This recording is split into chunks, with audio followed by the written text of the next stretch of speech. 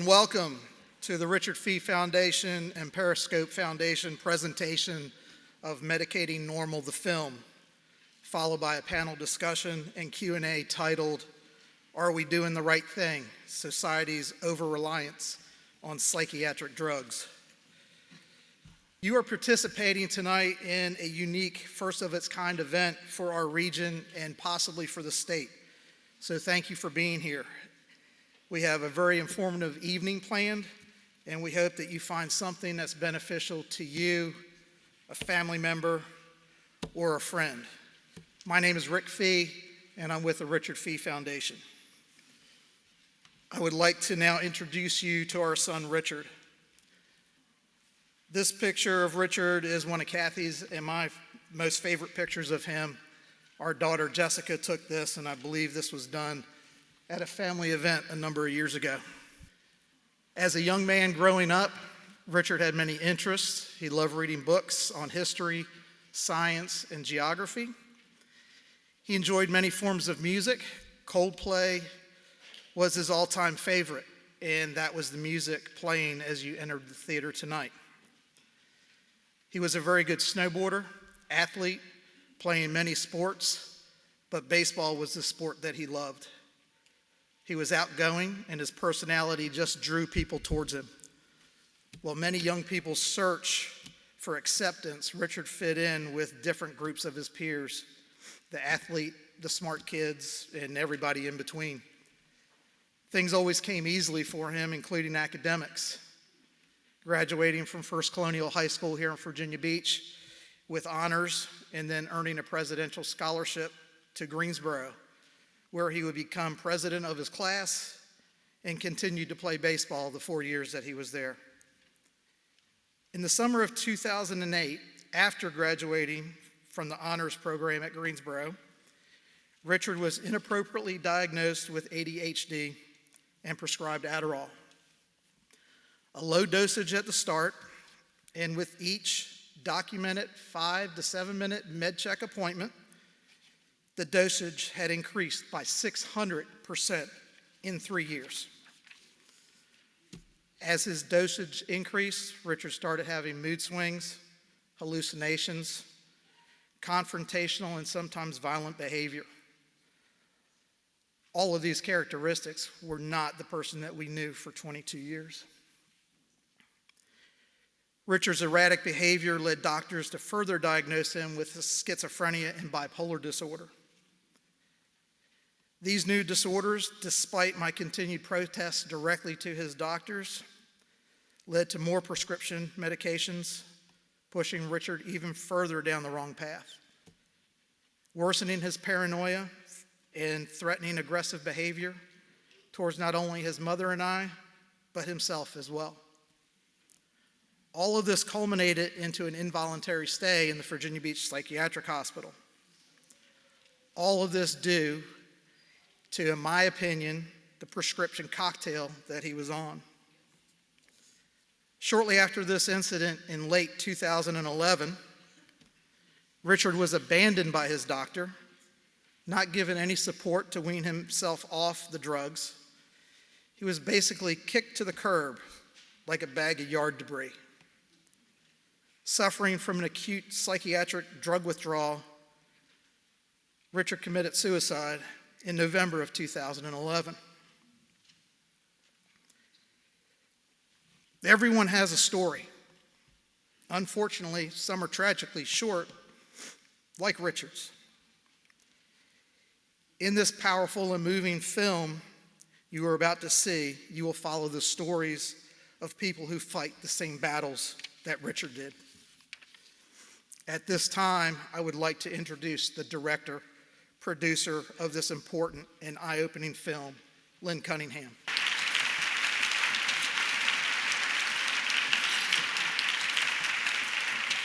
Thank you, Ricky and Kathy Fee, for inviting us to Virginia Beach and for having the courage to create the Richard Fee Foundation in your son Richard's name. Your commitment to raising awareness, supported by an amazing family and community, will surely help prevent other tragic, unnecessary deaths. The film you will see tonight, Medicating Normal, was inspired by my own attempt to help a beloved family member. Like Richard, she was on her way to achieving her dreams, an Ivy League scholar and athlete, number 3 on her college varsity squash team. Her 4-year record was 44-0.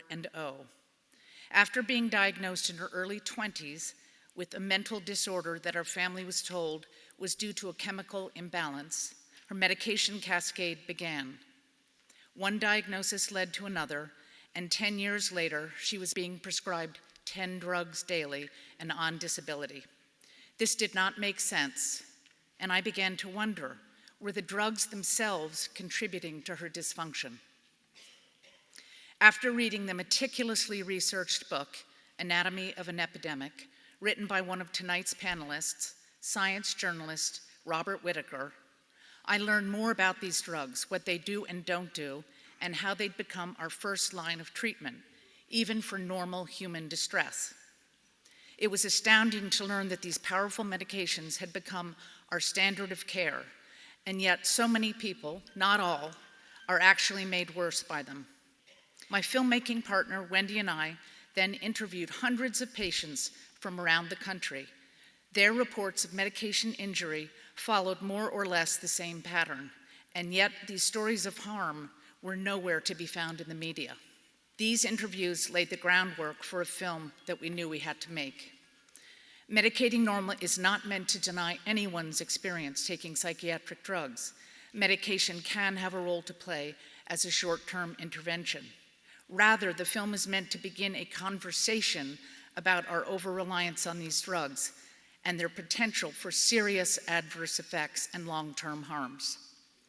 I am grateful to all the doctors and researchers we've met on this journey, in particular those in the film and those here tonight. These professionals have risked their careers to question the safety and efficacy of these drugs.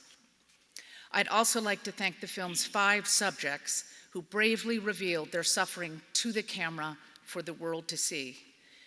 Here tonight as a panelist representing the patient voice is author Brooke Siem, who has written a book called May Cause Side Effects that details her own grueling experience taking and coming off too many meds.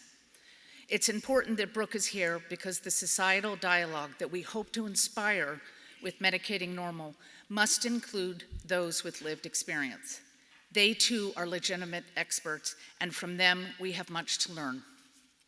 In fact, one of the most serious outcomes that we need to learn more about is protracted psychiatric drug withdrawal, a syndrome you will be introduced to in the film.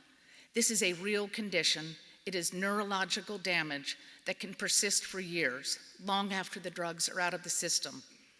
The film's own director of outreach, Nicole Lamberson, who has played an integral role in tonight's event, is unable to attend because she is experiencing this herself. She is a brilliant EVMS alum. Her symptoms have lasted 12 years after coming off her medication. And it's not always the cause that withdrawal can last this long, but when it does, patients like Nicole report not being listened to or taken seriously by their doctors. Worse, they are often misdiagnosed as having an underlying psychiatric disorder and prescribed more medication. This is not true about all doctors. In fact, here tonight, Dr. Mike Bohan, an addiction specialist, is planning workshops to train other doctors about the art and science of deprescribing slowly and safely, which will help innumerable patients avoid the prolonged suffering caused by protracted withdrawal. These issues will be discussed more in depth after the film, so please stay for the panel and Q&A. If you have specific questions about the film, we will be available later at the Medicating Normal booth in the lobby. We'll have DVD sets for sale and other film-related merchandise. If you want to see the feature-length version of the film that includes additional scenes at Warfighter Advance, an innovative program for traumatized veterans, it's in the DVD set and it's also streaming on Amazon. Lastly, I salute Eastern Virginia Medical School for offering educational credits for this event.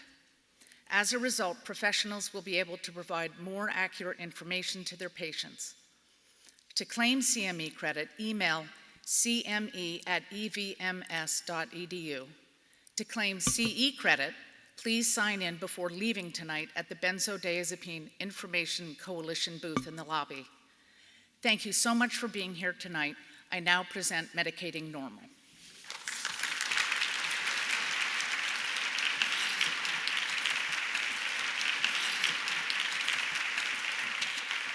I got to tell you, I've seen this movie a few times now, and there's so many parts in this movie that just grab me and get me every single time I see it. That's very well done.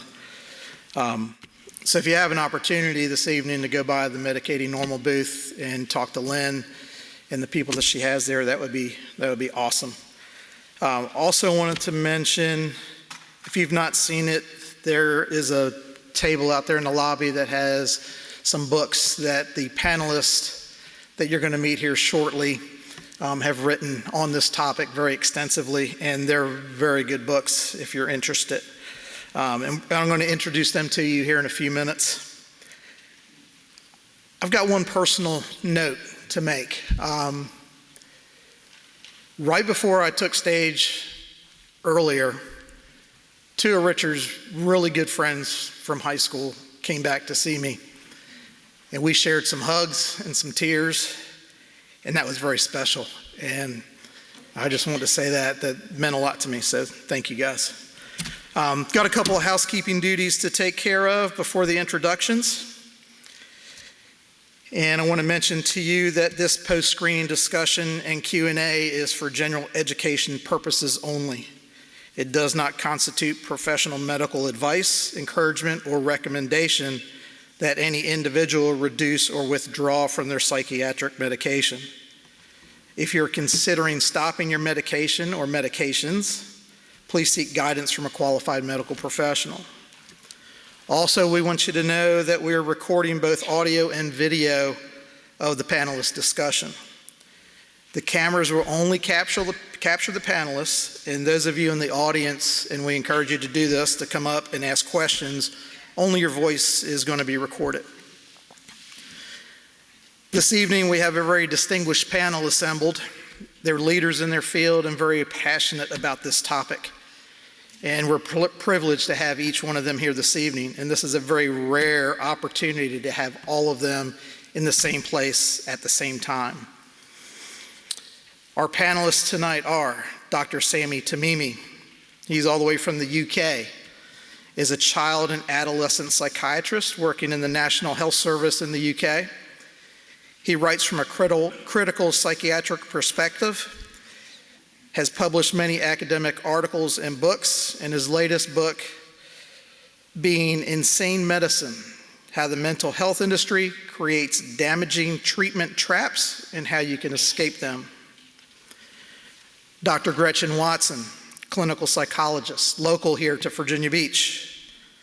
She was among the first to document overtreatment for ADHD and to demonstrate that disruptive conduct can be successfully reduced through school-wide behavioral interventions. Virginia Beach awarded Dr. Watson the Superintendent's Quality Award for her work in the public schools. And in 2008, the British Medical Journal vetted her inclusion in a list of 100 scientists who can be trusted to provide unbiased reviews of health research. Brooke Siem, award-winning chef and 2017 winner of Chopped on the Food Network. She has a newsletter Substack titled Happiness is a Skill, delving into research, philosophy, and lessons on how to get off antidepressants. Brooke is also the author of May Cause Side Effects, which is about Brooke being medicated most of her life and her terrifying antidepressant withdrawal syndrome. And she also contemplated, who might I be without them? Each of these fine panelists will have an opportunity to introduce themselves in a little bit more and provide more details on their work. And once this is complete, the panel will gladly answer all your questions. But to kick this off, I would like to introduce our keynote speaker for the evening. He is an award-winning journalist, George Polk Award for Medical Writing, finalist for Pulitzer Prize for Public Service, co-writing a series of psychiatric research for the Boston Globe. He's an author whose book, Anatomy of an Epidemic, examines the long-term impact of psychiatric medications and has set in motion a better understanding of the complexities of centering treatment around a disease model of mental health. He's also the founder of Mad in America, a web magazine that features research news, blogs by an international group of writers interested in rethinking psychiatry. Please welcome Robert Whitaker.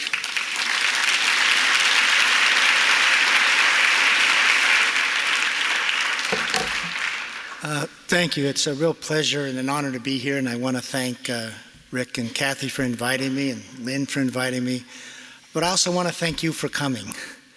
And the reason I say that is before the event, someone asked me, do I think this is an important event? And I said yes, and here's why. We've had this disease model, and I'll explain what I mean by that in greater detail in just a second, for 40-some years now. And really, it's a time for our society to ask, has it worked for us? Is it working to reduce the burden of mental illness? Is it, our public health outcomes better? Suicide rates going down? And is that disease model really based on science, or is it a narrative that grew out of a marketing impulse? And the point is, we've had it for 42 years, and there's increasing recognition that it's time to question whether this is a good model of care. And the way you're going to have change is whether a society comes to say we need to do something differently. So this is why I think this is such an important event, because this is quite a large group. And really what is now being put forth to you is that question. We've had this disease model. We'll talk a little bit about what it is and how it came about. But really the question for everyone here tonight is, do we as a society need to rethink that form of care, that narrative, and do something fundamentally different? Now, I think this is one of the most profound questions before society today, because that disease model has changed our society. It's changed how we raise our kids. It's changed how we think about childhood. It's changed how we think about ourselves when we have distress and how we help each other. So it's really a philosophy of being that we've adapted or adopted. And we really want to, this is a chance to examine its merits and whether it is indeed a marketing narrative we've organized ourselves around or a science narrative. So real quickly, as I mentioned when I was interviewed, the disease model really dates back to 1980. There's a very specific moment when it began. And it began when the American Psychiatric Association published the 3rd edition of its Diagnostic and Statistical Manual. And it represented a big break, that 3rd edition, from previous editions in how how the profession is going to conceive of mental disorders. And within psychiatry, it's often referred to as an extraordinarily important or revolutionary moment in the field. And for example, Joseph Lieberman, who is a former past president of the American Psychiatric Association, not long ago wrote, DSM-3, the 3rd edition, is the most important book that has been published in the last 50 years. And he wasn't just talking about within psychiatry, he meant within our society. And I agree with him. That is the most influential book that has been published in the last 50 years, because it changed how we raised our kids, thought about our kids, and how we thought about ourselves, and it was the launch of this big sort of expansion of the psychiatric enterprise. So, real quickly, how did it come about? Well, if we go before 1980, and if you would have had it would have been a discussion about psychiatric disorders and their causes, here's what you would have heard a lot about. So often they're psychological in kind. People have had bad things happen to them, different stresses in life. In other words, it's some reaction to your environment. You would have heard that often these are episodic in kind. People have a time of depression or a time of anxiety, but they're often clear up on their own, and that there's only really a much smaller group of very severe mental illnesses that may have a real biological underpinning. But by and large, there was a sense that so often they're psychological and episodic. And for example, just depression is a real good example of this different conception. So historically, the idea of depression was there were sort of two kinds. There was a kind that was biological, something was gone wrong sort of physically. And the way that you see this was when the depression was out of proportion to whatever was happening in their life. Okay? But that was a rare disorder. So for example, in 1955, there were only 5,000 people in the entire United States admitted to psychiatric hospitals with the first episode of clinical depression. Now, most depressions were seen as in response to setbacks in life, and it was understood that with time those would generally clear up. But even with the hospitalized patients, here was the spectrum of outcomes you used to get with even the most severe hospitalized depression. You could expect about 85% to have had the depression clear within 10 months. And if they followed those people longer term, about 50% would never have another episode of depression.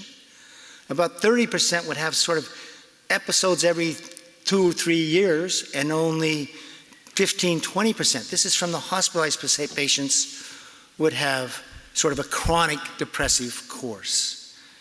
Now, what we call bipolar today, manic depressive illness, back before this time was a pretty rare disorder. There were only something like 2,500 first admissions for manic depressive illness in 1955. And again, long-term outcomes, even of that hospitalized cohort, was actually pretty good. Long-term outcomes would show about 50% would have a single episode of manic depressive illness, about 30% again would have maybe a new episode every 3-4 years, and only about 20% would become chronically ill. So that was the conception, and by the way, we weren't diagnosing kids. There was no ADD, no ADHD, it wasn't in the diagnostic manual. Kids were not seen as having depression, moodiness was seen as natural to kids. There was no juvenile bipolar disorder, so none of that pathologizing of kids had happened prior to 1980. So what led up to the disease model? Well, what happened is in the 1970s, psychiatry as a profession felt it was under siege, that it was fighting for its survival. And there was a couple reasons for this.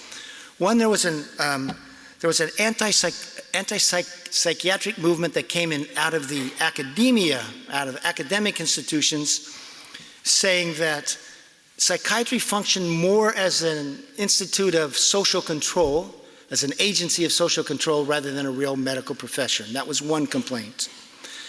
A second complaint was that their diagnoses weren't very good. A third complaint was that their form of talk therapy, psychoanalysis, was no better than other forms of talk therapy by counselors, etc. So they felt that, oh, and then finally there was, if those of you who remember the movie One Flew Over the Cuckoo's Nest, there were presentations of psychiatrists in mental hospitals where the presentation was maybe the psychiatrists are crazier than the patients. And so the New York Times, for example, called the 1970s the anxiety years for the profession. So if you go into the archives and you go read the documentation among themselves, they said, how can we rebrand our profession? How can we save psychiatry? And the answer was, we need to put on a white coat. We need to rebrand ourselves as doctors, medical doctors that treat medical illnesses. Okay? So we're going to get rid of that image of the psychiatrist stroking his beard while someone's on the couch. We're going to put on a white coat, and we're going to adopt basically an infectious disease model. And that's what they did in 1980 when they published the third edition. They said, we're going to consider these diseases of the brain. We're going to create symptom checklists, and then we'll treat those symptoms in the same way you treat diseases. Now, the key thing, that would do two things. Restore their prestige, because doctors in white coats have great prestige. Prestige that comes back from actually, in large part, from the introduction of antibiotics when we got these miracle cures. But it also had a guild purpose. Who can prescribe drugs? Doctors. So they were going to say, we'll give up the counseling, but now we will have as our primary product, thanks to our prescribing privileges, these drugs. So they're going to adopt a disease model that makes drugs the center of the response to those diseases. And again, this is going to promote guild interests, but this switch to a disease model wasn't grounded in discoveries of, say, the biological causes of these different disorders. And in 1984, Nancy Andreasen, who was going to become the editor-in-chief of the American Journal of Psychiatry, wrote a very popular book to introduce this new model to the American public, and it was called The Broken Brain. Some of you may remember it. And here's what she said. Here's the new conception. The major psychiatric illnesses are diseases. They should be considered medical illnesses just as diabetes, heart disease, and cancer are. The thought is that with each different illness has a different specific cause. There are many hints that mental illness is due to chemical imbalances in the brain and that treatment involves correcting these chemical imbalances. So you see the switch in conception. Instead of things happening to you as human beings responding to their environment, the problem is now inside the head, and we're going to fix inside the head. Now the APA then set out to sell this story to the public. They mounted educational campaigns to, The Broken Brain was an example of it, to get newspapers to tell this story, et cetera, et cetera. And in addition, what happened now, as the American Psychiatric Association set out to sell it, guess who wanted this story told? The pharmaceutical industry. Because they could see immediately you're going to take all these sort of normal setbacks in life, some depressive episodes, anxiety episodes, stresses, you turn them into diseases. You can get FDA approval for an illness that is depression. You can't get FDA approval for a drug to treat unhappiness. So the pharmaceutical company immediately were, quote, delighted by this switch, and they begin giving money to the APA to sell this story to the public. And they also begin giving money to academic doctors to be their, as I said in the movie, advisors, consultants, quote, thought leaders to create markets for these drugs. Now, what we then heard was a story of extraordinary medical progress. We began hearing in the 1980s researchers had discovered that depression, for example, was due to too little serotonin in the brain. Think about that. The brain is extraordinarily complex. And we were being told they had identified the very molecule that caused depression. And then Prozac comes to market in 1987, and now we have a drug that restores serotonin to normal levels, and it's like insulin for diabetes. Now, if that's true, that's the greatest medical advance, I would say, in medical history, given the complexity of the human brain, that you've identified the very molecule that causes depression and you can fix it. And that was the story that launched Prozac and the SSRIs. They were called wonder drugs, happy pills, et cetera, et cetera. And as you saw there, that's not what was found in the actual clinical trials of Prozac. That's why the German investigators actually said we shouldn't even approve that. But that was the story told to the public. Then a few years later, we got new atypical antipsychotics, Zyprexa, Risperdal, et cetera, and these were said to also be breakthrough medications that fix chemical imbalances in the brain, like insulin for diabetes, this great leap forward. If you look when Risperdal came to market, they said, now people with schizophrenia can go back to work and live normal lives. And there's a story of progress. Now, one of my entries into this was I used the Freedom of Information request to look at actually the trial results of Risperdal and Zyprexa and what the FDA said, and the FDA was telling the drug companies, you can't claim your drug is any better than the old drugs because there's no evidence that it is. That was behind the scenes. Anyway, but that story was so successful in expanding the market for psychiatric drugs and expanding the percentage of people who were taking psychiatric medications. From a commercial story, in 1987, we as a country spent $800 million on psychiatric drugs. 20 years later, we spent $40 billion. That's a 50-fold increase. So from a pharmaceutical industry standpoint, that's a great success. And by the way, who else did they turn into customers? The young. So 1980, we get ADD, ADHD, the first diagnosis. Now you sometimes hear a person either has ADD or doesn't have ADHD. You know how the boundaries are set? You have a little chart about how fidgety are you, et cetera, and they just say the 15, they might say initially the 2% with the highest scores have ADHD. Then they said later 5% with the highest scores have ADHD. Then they said 10%. It's just arbitrary where they're going to, on the scores, they're going to say, this gets you ADHD, this does not. But first we got ADHD. Then in the early 90s, we had these SSRI medications that were being popularized, but the drug companies said, boy, the adult market is getting saturated. How about the kids? And sure enough, now the thought leaders said, oh, we used to think kids did not become depressed. Now we are discovering that adolescents do become depressed, and then we started to prescribe antidepressants, and then we got juvenile bipolar disorder that didn't exist before, and that comes along when they want to prescribe antipsychotics, and so we get this great expansion. And that's basically what happened, where we now have 1 in 5 people on psychiatric drugs every day. And have you been to a college campus? You've seen incoming freshmen? It's anywhere from 25 to 30% have a diagnosis each day and arrive with a prescription.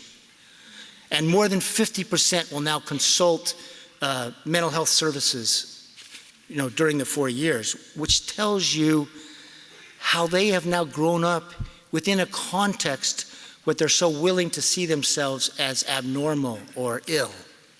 That's new. That did not exist before 1980, that way of growing up or thinking of yourself. So real quickly, and I think I've got about 5 minutes.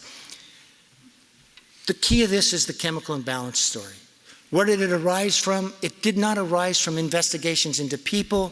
It arose because what they understood of how drugs acted on the brain. So for example, antidepressants raise serotonin levels. They then hypothesized that depression is due to too little serotonin, okay? The opposite. Now that hypothesis goes back to the 1960s. By the 1980s, they have to investigate. Do people with depression have too little serotonin? Real quickly, here's what they found. 1984, NIMH, elevations or decrements in the functioning of serotonergic systems per se are not likely to be associated with depression. That's 1984. There were a bunch of other investigations in the 80s and 90s. Finally, in 1998, the American Psychiatric Association's own textbook says the hypothesis did not pan out. 1988. Here's some other things you'll find. 2000, Stephen Stahl, Essential Psychopharmacology. There is no clear and convincing evidence that monoamine deficiency accounts for depression.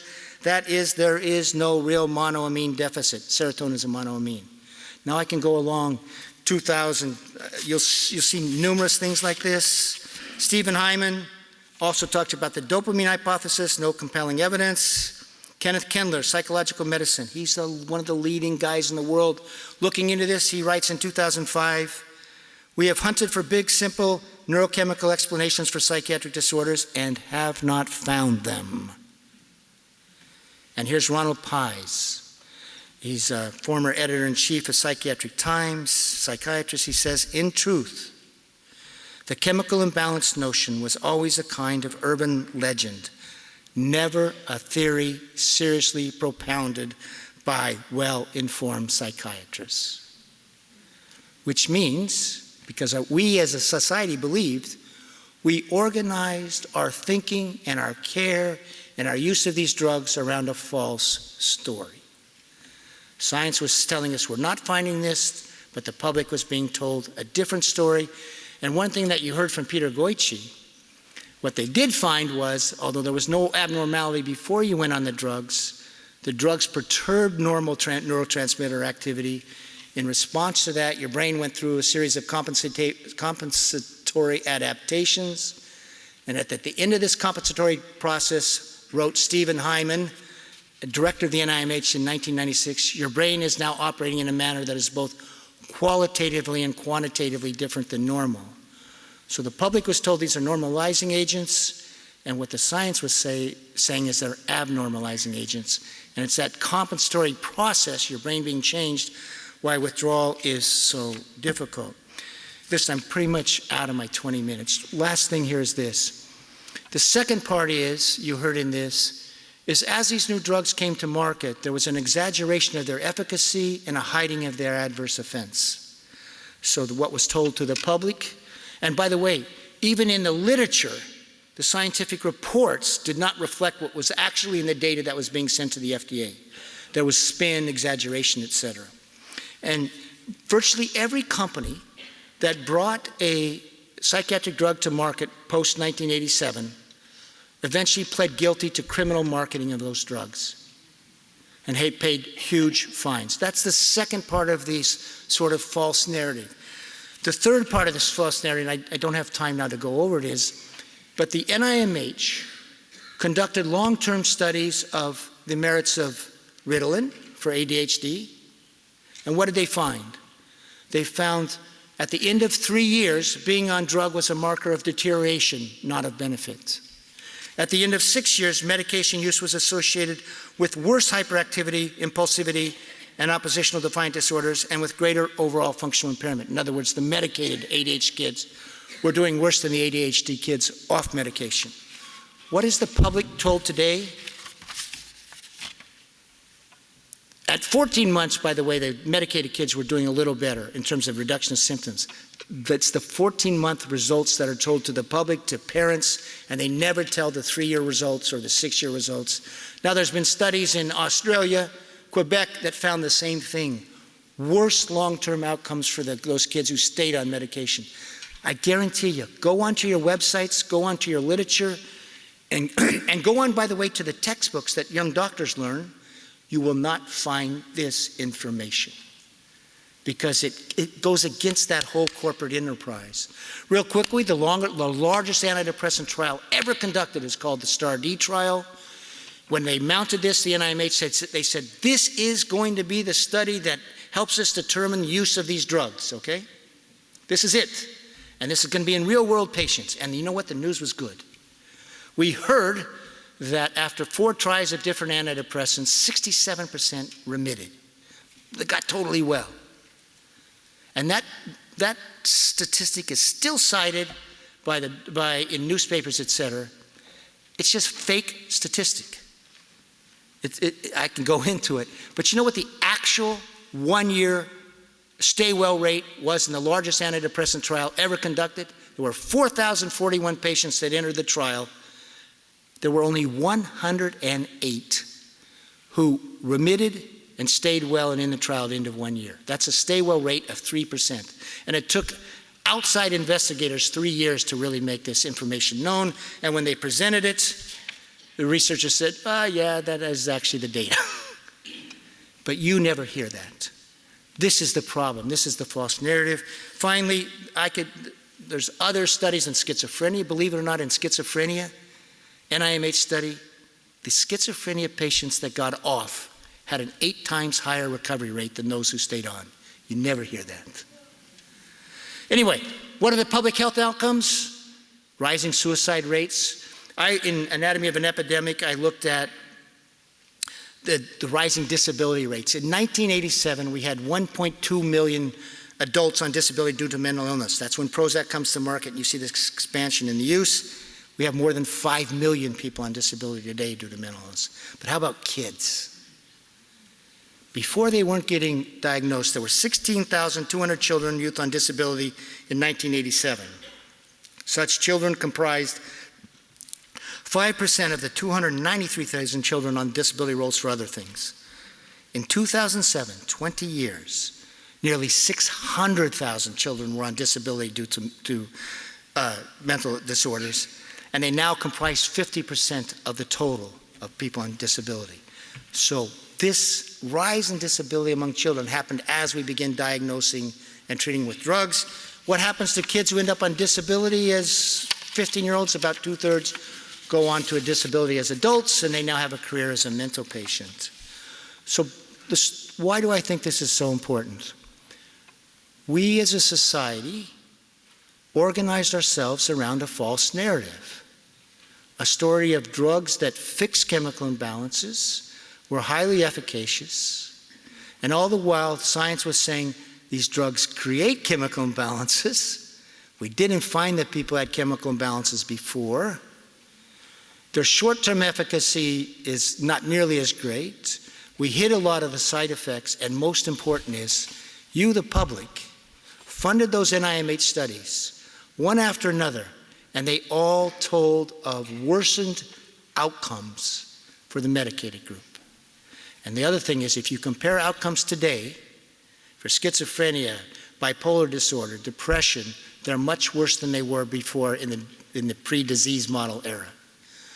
So why do I think this is important? Because if we're going to change things, society's got to become informed, and then we got to decide what we're going to do. Do we want to keep going down this path, or do we want to try something different? And the optimistic part of this story is you do see in other places or initiatives, people going back to sort of a humanistic vision, that humans are responsive to their environments, and they create better school environments or better, more nurturing environments, helping people, for example, depressed people become volunteers, that sort of thing. And you know what they find over and over again?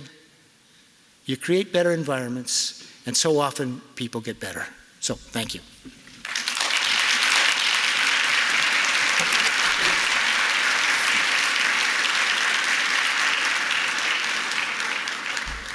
Hello. I'm a psychiatrist, a child psychiatrist. I've been practicing for 3 decades now, so I've got a lot of experience behind me. And I've come to the conclusion that the mental health industry is afflicted with what I call a diagnostic delusional disorder. It's come to believe in something that doesn't exist in reality, and it is imposing that belief on the people who come to take its services. And the treatment for this terrible condition is films like the one that you've just seen, and people who have the courage to tell these stories, and the energy and initiative and passion of organizations like the Richard Free Foundation, who are bringing these events and events like this to help you understand some of the problems with the current system that we use.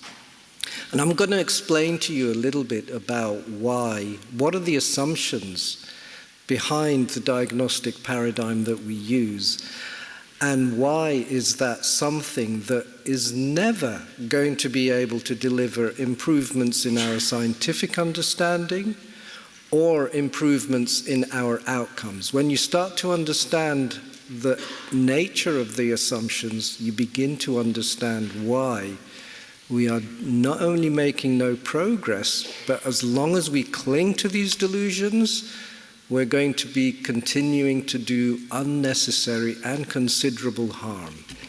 So the first assumption, and I do a lot of training with various people from various professional backgrounds.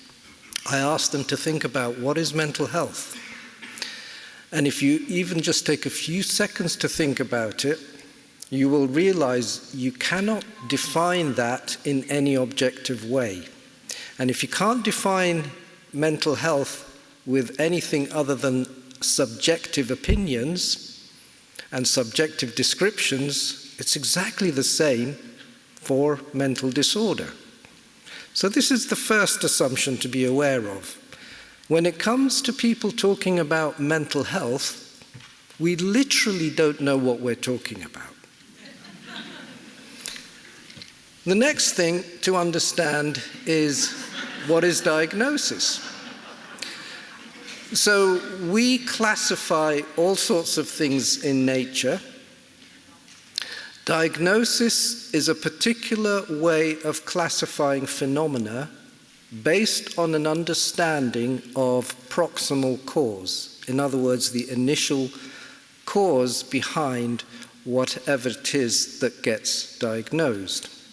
That's why when you go to the doctor, you're hoping that they will diagnose something that will help you understand the cause of what you're suffering, because that will have a big impact on what will become the subsequent treatment.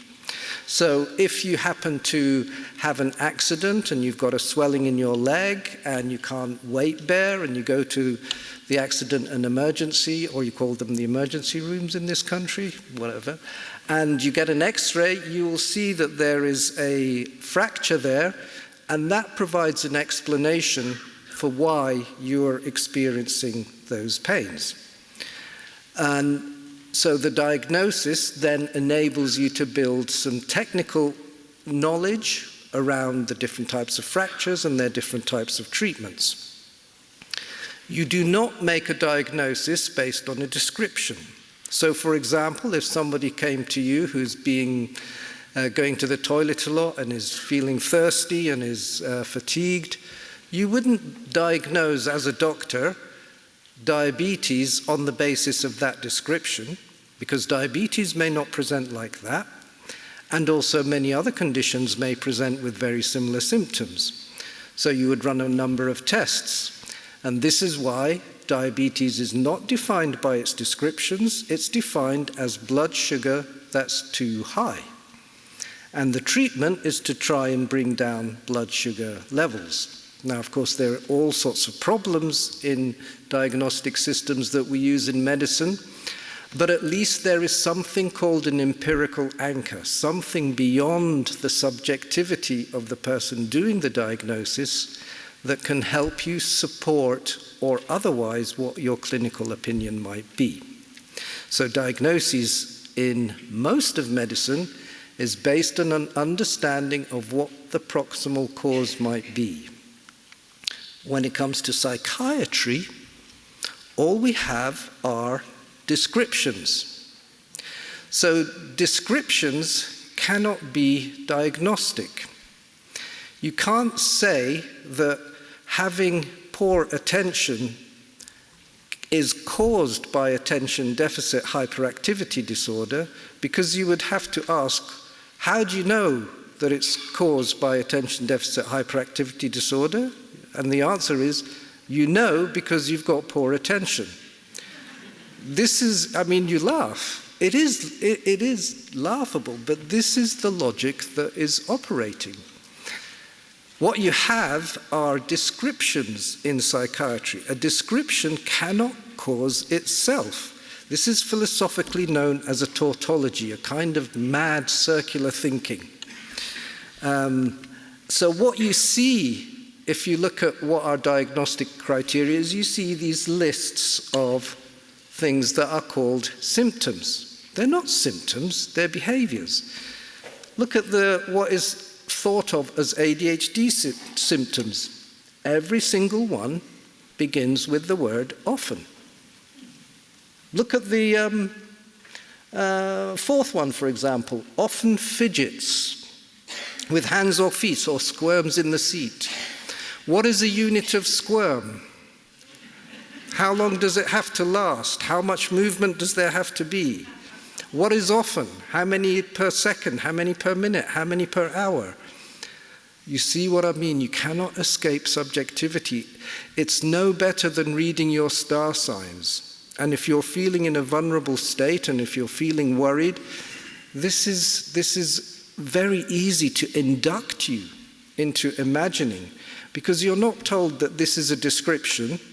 Because when it's a description, if you're paying attention right now, and there may be some of you in the audience who've received this diagnosis, while you're paying attention to me, you literally do not have attention deficit hyperactivity disorder, because it's a description.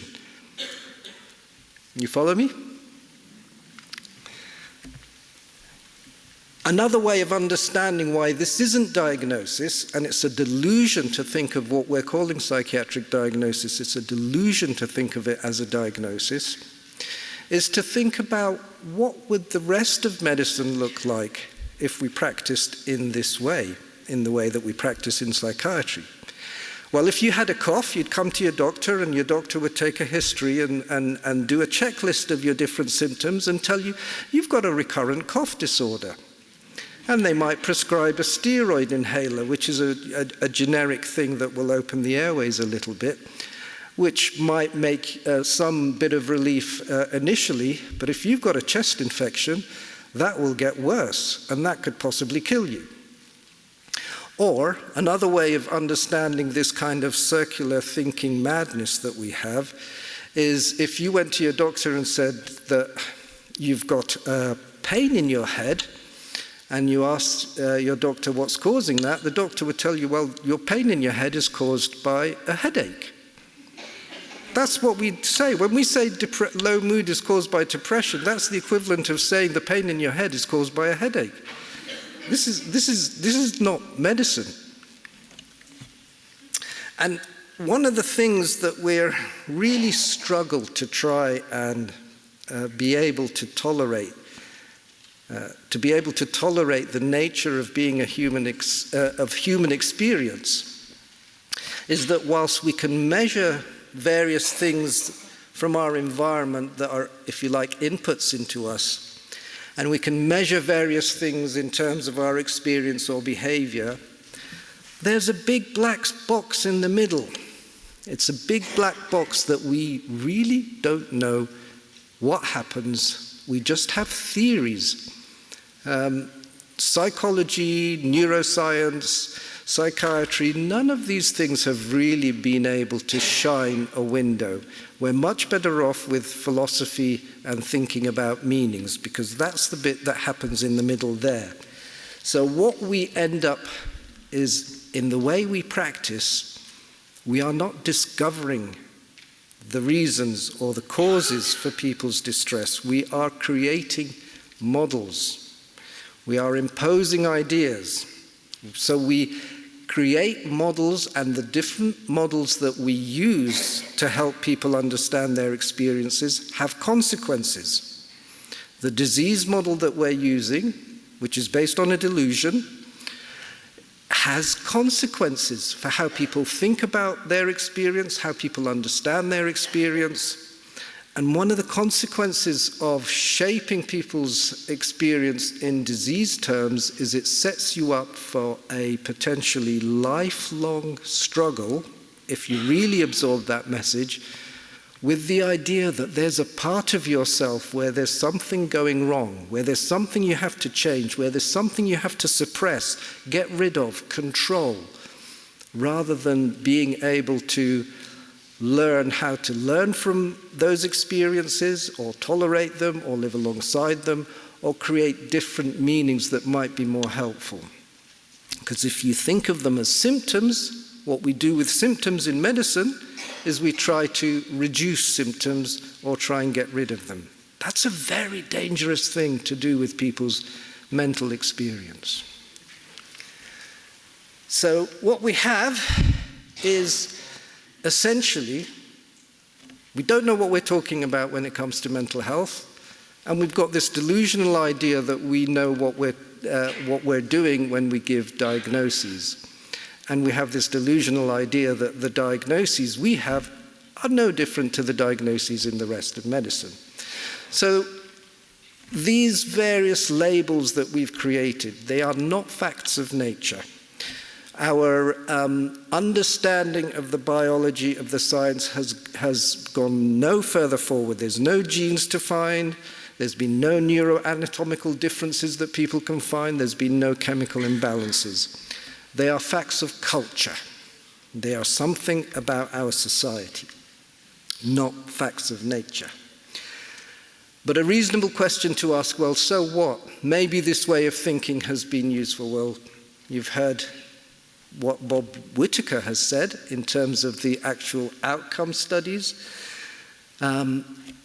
There's a whole load of studies, not just outcome studies at the population level, but also studies from people who attend real-life services.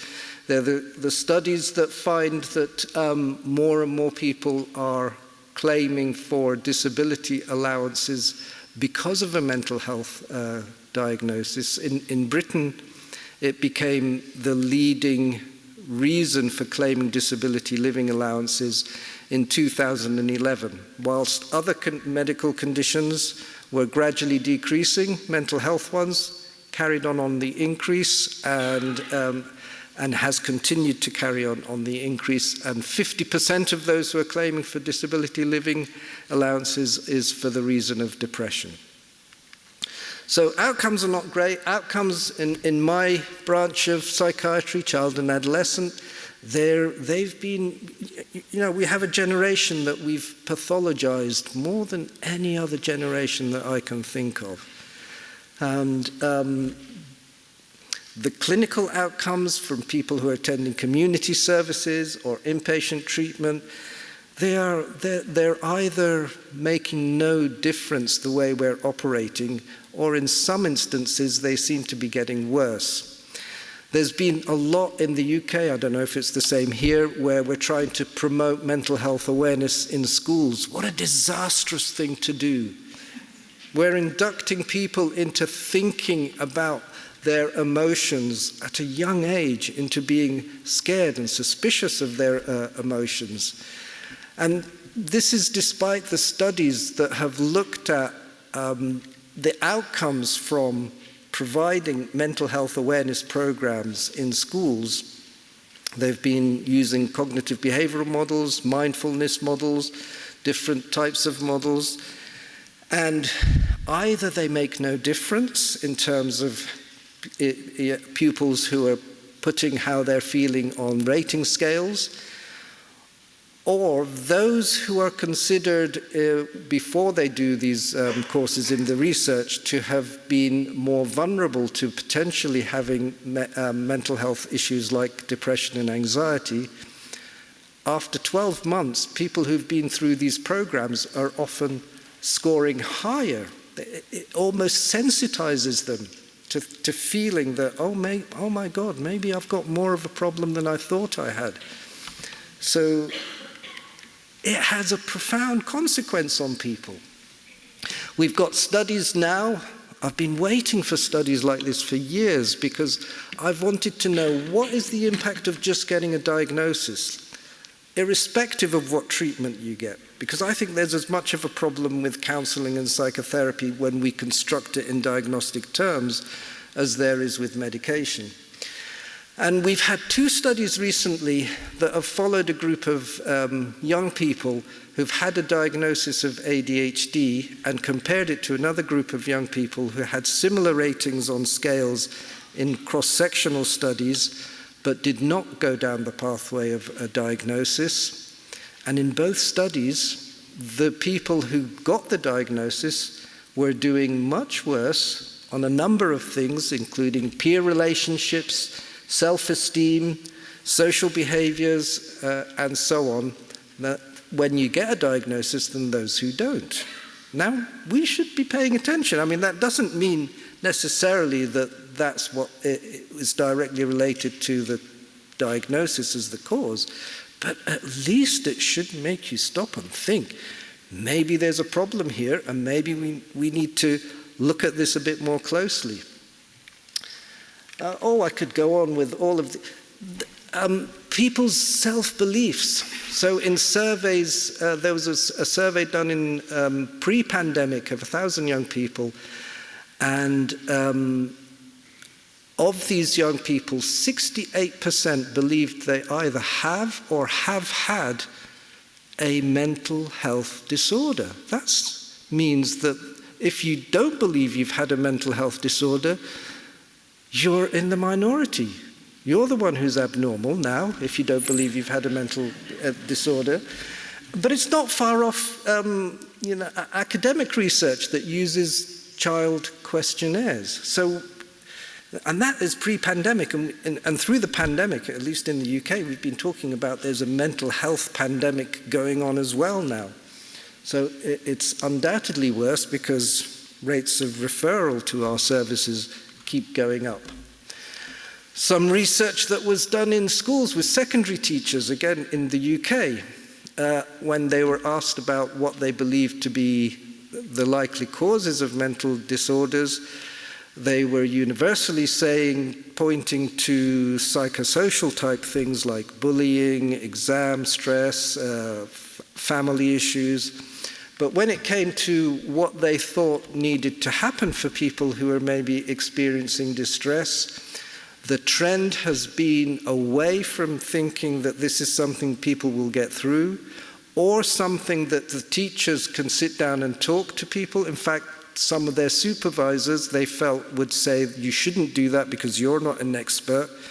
So their role had become one of identifying people who might be in distress and referring them on.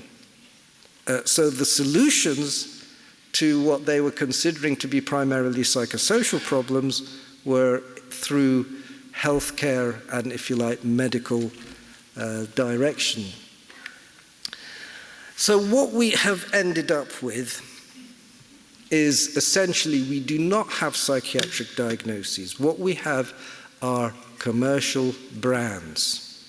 And what you find with commercial brands is once it gets into something that has metaphorical and literal purchase, it starts to expand. So it's not just pharmaceuticals, it's books, it's courses, it's experts, it's assessments, it's institutions, it's research papers, journals, and so on and so forth. And the successful brands in these market culture are soaking up and changing the way we think about distress, and it keeps promoting the idea that what we're thinking about in terms of how we understand distress and human behavior in these, what I call it is the commodification of emotions and the creation of human typologies. That's what this sort of movement is encouraging. And I will just finally mention a few things that there's just some simple things that we need to get back to.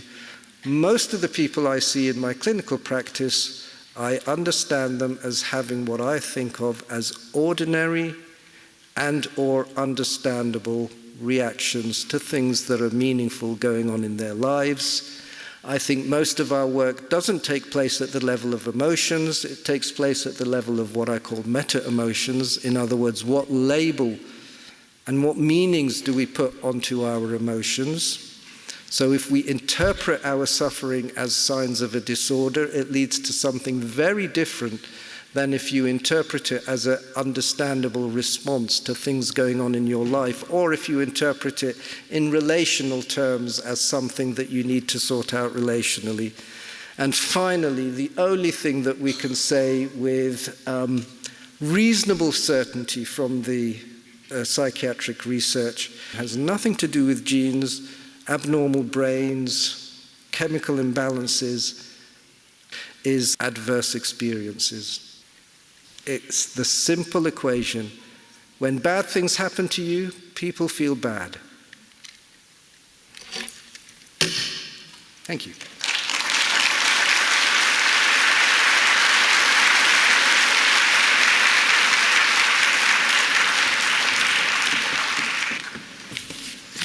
Good evening, and thank you for hanging with us. My comments are going to be comparatively brief, so I appreciate your patience as we eagerly get to the question and answer session. I am Gretchen Watson, and I want to let you know before I get started that Paddington is here with me tonight. Many of you will recognize Paddington as the bear who was left at the train station with a tag that said, "Please take care of this bear." So I have only 2 slides. The first slide basically sums up what I've taken away from this evening, and that is when it comes to the use of psychiatric drugs, particularly drugs that we're using with children, we use them too much, too soon. We put children on too many medications, and we put them on for too long without exit plans. When I say this, I want to make very clear from the beginning that I do not have an anti-medication agenda. I am in favor of the use of psychotropic drugs on a safe and judicious basis, based on what we know about the drugs that are effective. So I want to really get us to think about what is it that's special about our community, given our unique history and our unique resources, that we can help shift the national mental health paradigm from one that medicates normal to one that begins to normalize childhood. Well, if we look at any healthcare condition, we know that the way a condition is diagnosed and treated varies from one part of the country to another. But when it comes to mental health diagnoses, that variation is enormous. So, for example, right now today, the CDC says that about 10% of American children have been diagnosed with ADHD. And all the leading experts now say that's too many. But if we go back to 2000, more than 20 years ago, in our community, we had diagnosed 19% of our elementary school students in grades 1 through 5 with ADHD. And the numbers went up in middle school. These were not casual diagnoses. Most of the children, 84% of them, had been medicated for ADHD once diagnosed. And of those ADHD medicated students, 28% were on 2 types of psychotropics simultaneously, usually a stimulant like Ritalin or Adderall and an antidepressant. 8%, these are elementary school students, more than 20 years ago, before the ADHD epidemic really took off, 8% were on 3 different types of psychotropics simultaneously, and 1% were on 4. That's not something that our community really wants to be distinguished for. Not the way we want to be ahead of the curve, but here is one way that we do want to be, and we have been. When that kind of data started to come out, we had healthcare leaders, business leaders, and civic leaders who came together and said, what can we do about this? And they really funded us and supported us to look at how we could reduce the number of children who are being medicated for ADHD. And I'm just going to highlight one of the things that we did. And the things altogether appeared to be working. Over about a 3.5-year period of time, we reduced the number of children being treated for ADHD in this community by over 30%. So we got money from the federal government to implement a school-wide teacher training program. We piloted it in one school and implemented it in another. In less than a year, we had a 70% reduction in discipline referrals. Among the teachers who embraced the program, they had students whose ADHD symptoms went down from the beginning of the school year to the end of the school year.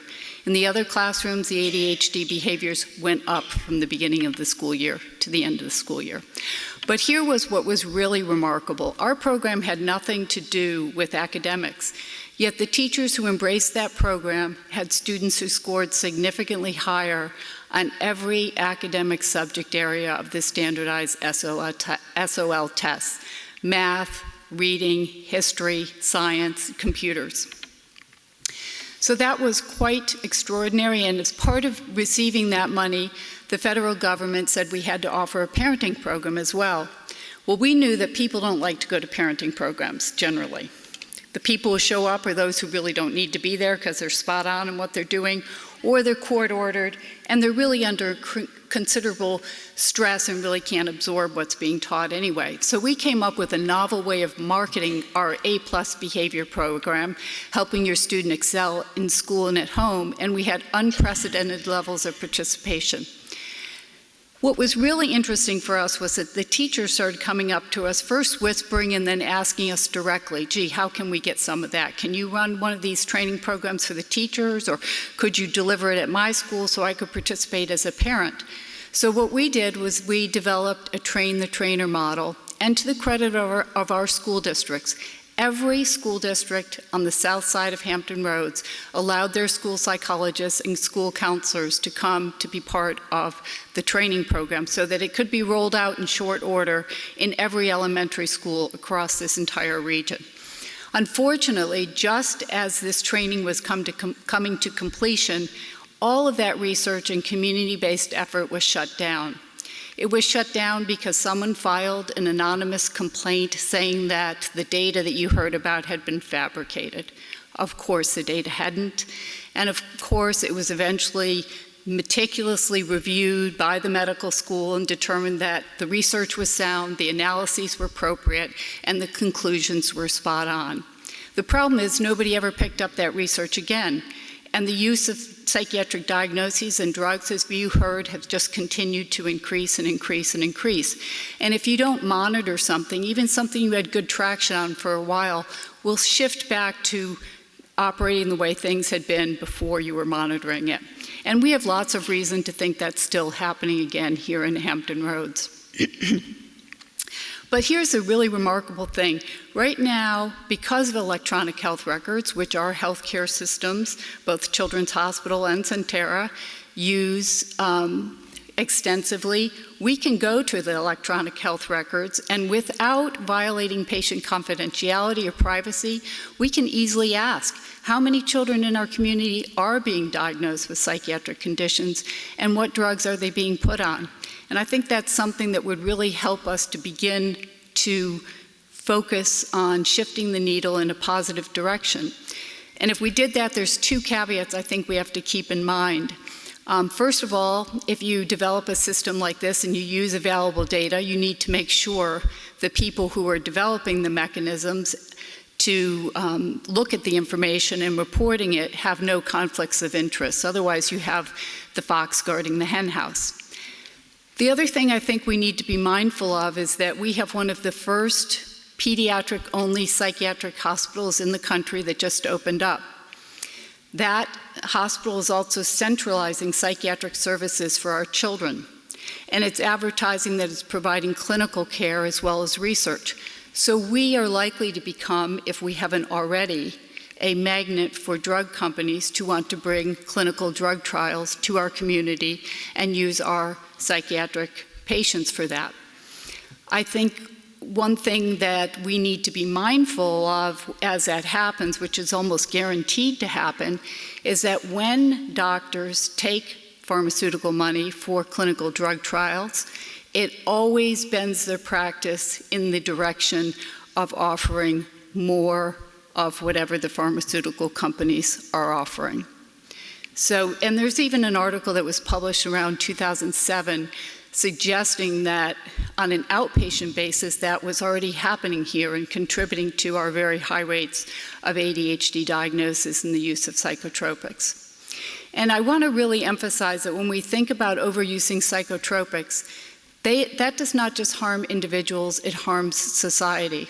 So by 2010, we knew that there had been an exponential increase over the previous few years in the number of children and adolescents showing up in emergency departments for ADHD-related drug problems. That included suicides, adverse reactions from taking the medication as prescribed, as well as diversion for partying and drug abuse and the like.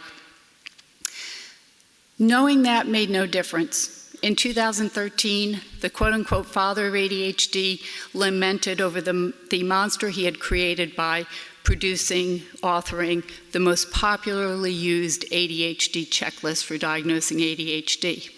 He declared the ADHD epidemic a false epidemic and one of dangerous proportions.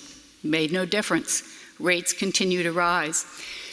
Now, just a few months ago, the DEA declared the ADHD epidemic on par with our nation's opioid crisis. Will it make a difference? I don't know. But I hope that we here in Hampton Roads will go back to looking at things systematically and really be mindful that we can make a difference if we really track and monitor what we're doing.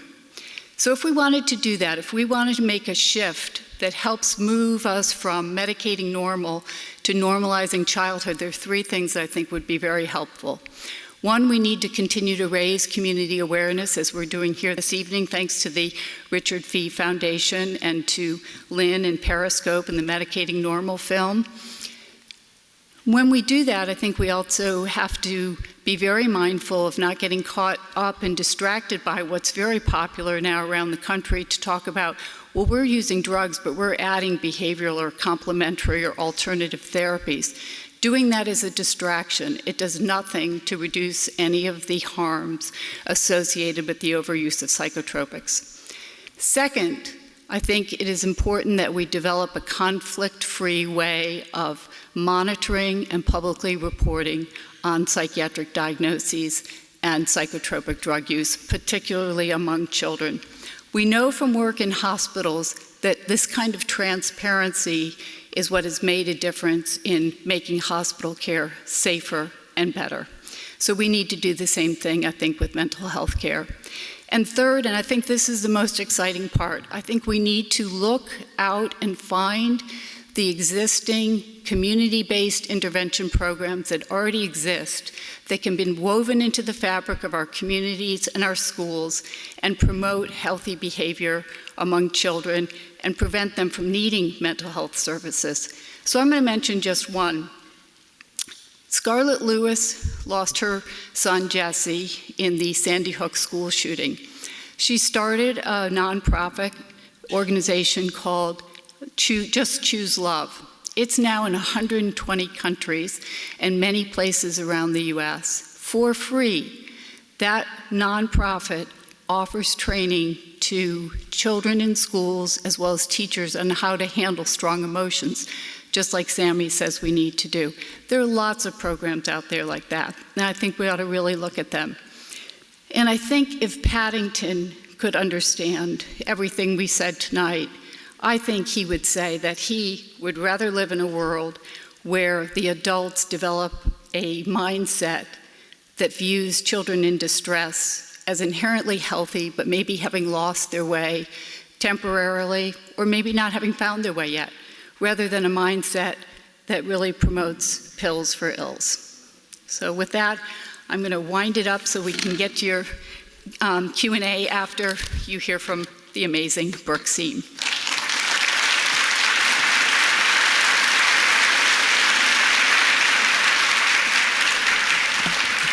God, I feel like I've made a grave mistake. As the resident chef here, I did not bring movie snacks. Perhaps that's why there's been an exodus. Again, my name is Brooke Siem. I am the author of May Cause Side Effects, and I am your lived experience person. So this slide here, it's my only slide. That's me on the left. About 15, a few months before my father suddenly passed away, and I was put on a whole bunch of psychiatric drugs after that happened. In the middle is me in the middle of antidepressant withdrawal. I'd say that's about 6 months in. I was having so much trouble regulating my nervous system and my heat system at the time that I owned a bakery, and the only way I could cool down was to literally sit in the freezer. And that photo was taken. There's about 15 years difference in between those two photos. I was medicated for 15 years, from 15 to 30, and it was when I turned 30, I was having suicidal ideation. And it occurred to me that if I was this depressed on antidepressants, then they weren't doing their job. And I thought I need to try and get off of them and just see what happens.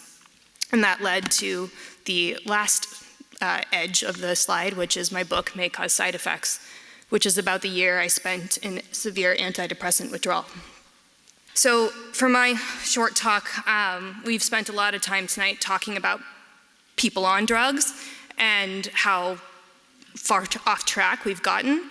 And from my perspective, if we're going to talk about pulling, hopefully, masses of people off of these drugs, we need to also talk about withdrawal, understand what withdrawal can look like for people, so there's not misdiagnosis, additional diagnosis, so we don't have situations like Richard. And so I'm going to read an excerpt from my book that showed one aspect of how withdrawal was for me. And I know that there are a lot of doctors and future doctors and prescribers in this room, so I would like to ask you to think about how you would respond to a patient if you heard what I'm about to read to you.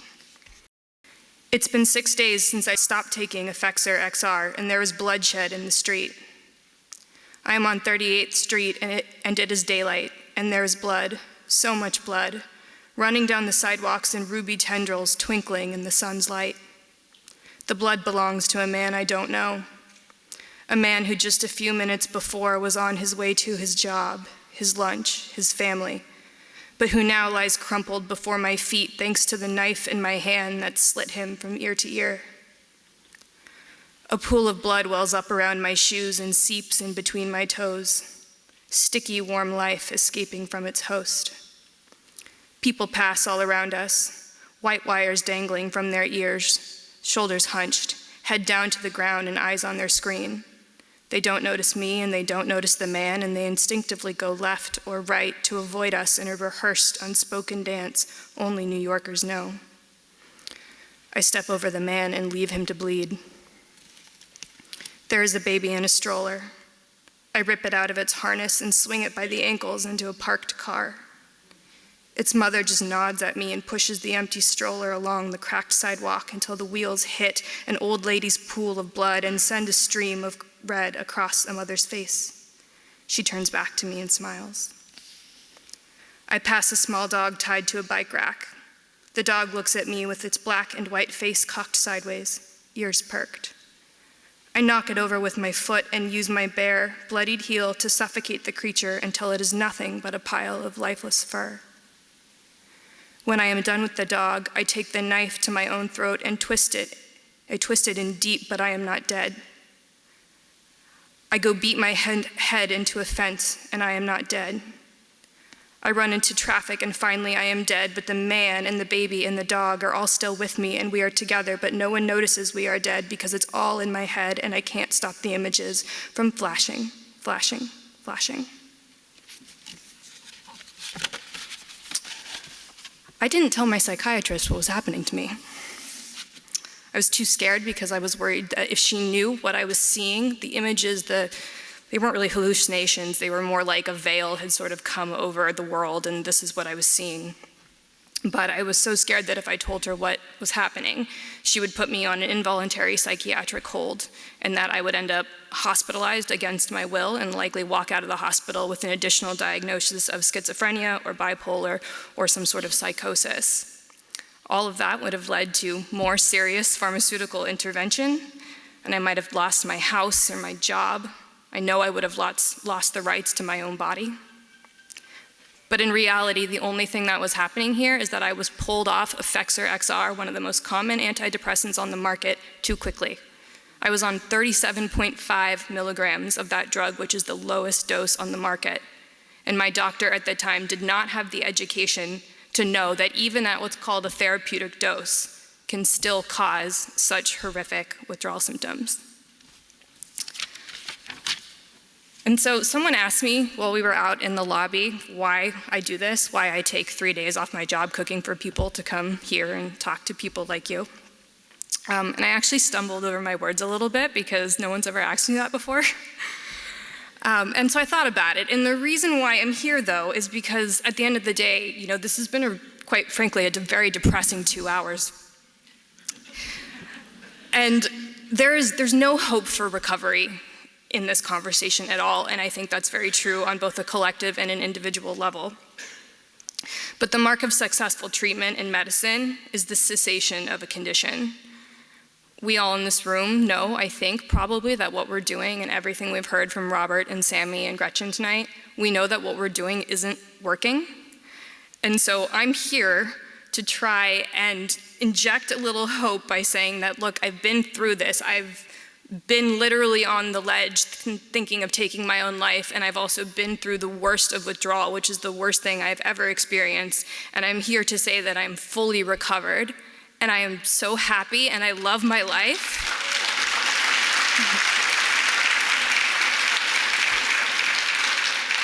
But that when I was going through all this, especially withdrawal, I didn't know that it was possible to get out of it. I was just pissed off and stubborn, and that's all that got me through.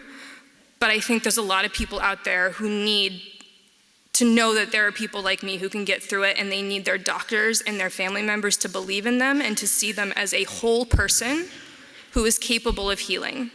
And so, you know, this was the greatest teacher. Withdrawal was the greatest teacher that I have ever had, because it led to a life I love and work I love.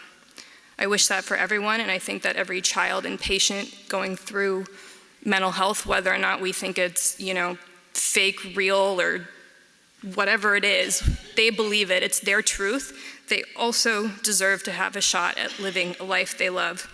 So that's why I'm here, because we have to know that it's possible first. So thank you all for coming and being open-minded.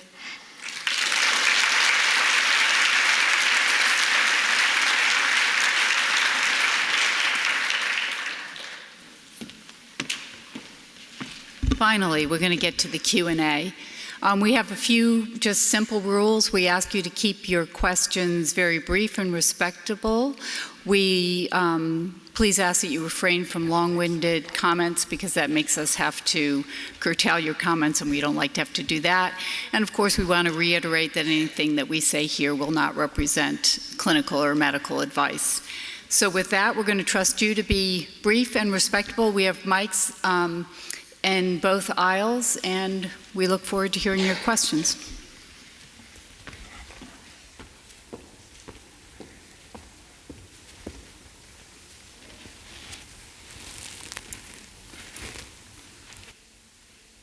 Hi, I'm Connie Souls. I'm from Hampton, and my friend found the tickets, and I'm so glad she did.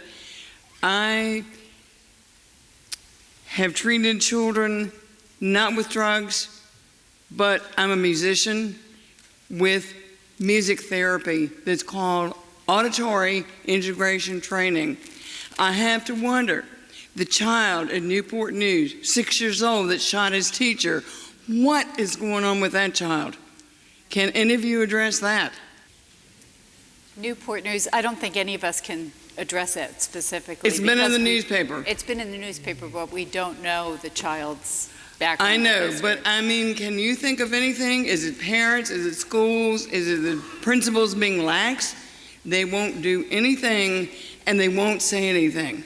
And we can only guess what's wrong with this child. And that's just a symptom of what's wrong in our school systems. No comments? Well, I would just say it's something wrong with our culture. It's beyond the school system. Yes, I wanted you to say that. Yes, I mean, you're not seeing these shootings in all other countries of the world, so why are they happening here? Hi, Don from Virginia Beach.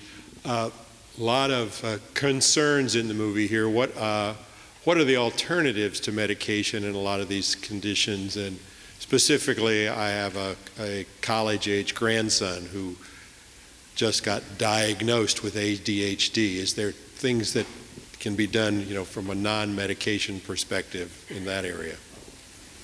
Sami, you can. Dealing with emotional stress and work stress and things very similar to the naval officer in the movie. The first thing is, it's not a diagnosis, so they've been given a label of ADHD, and it's not an explanation. So I can't comment specifically on anybody who I don't know.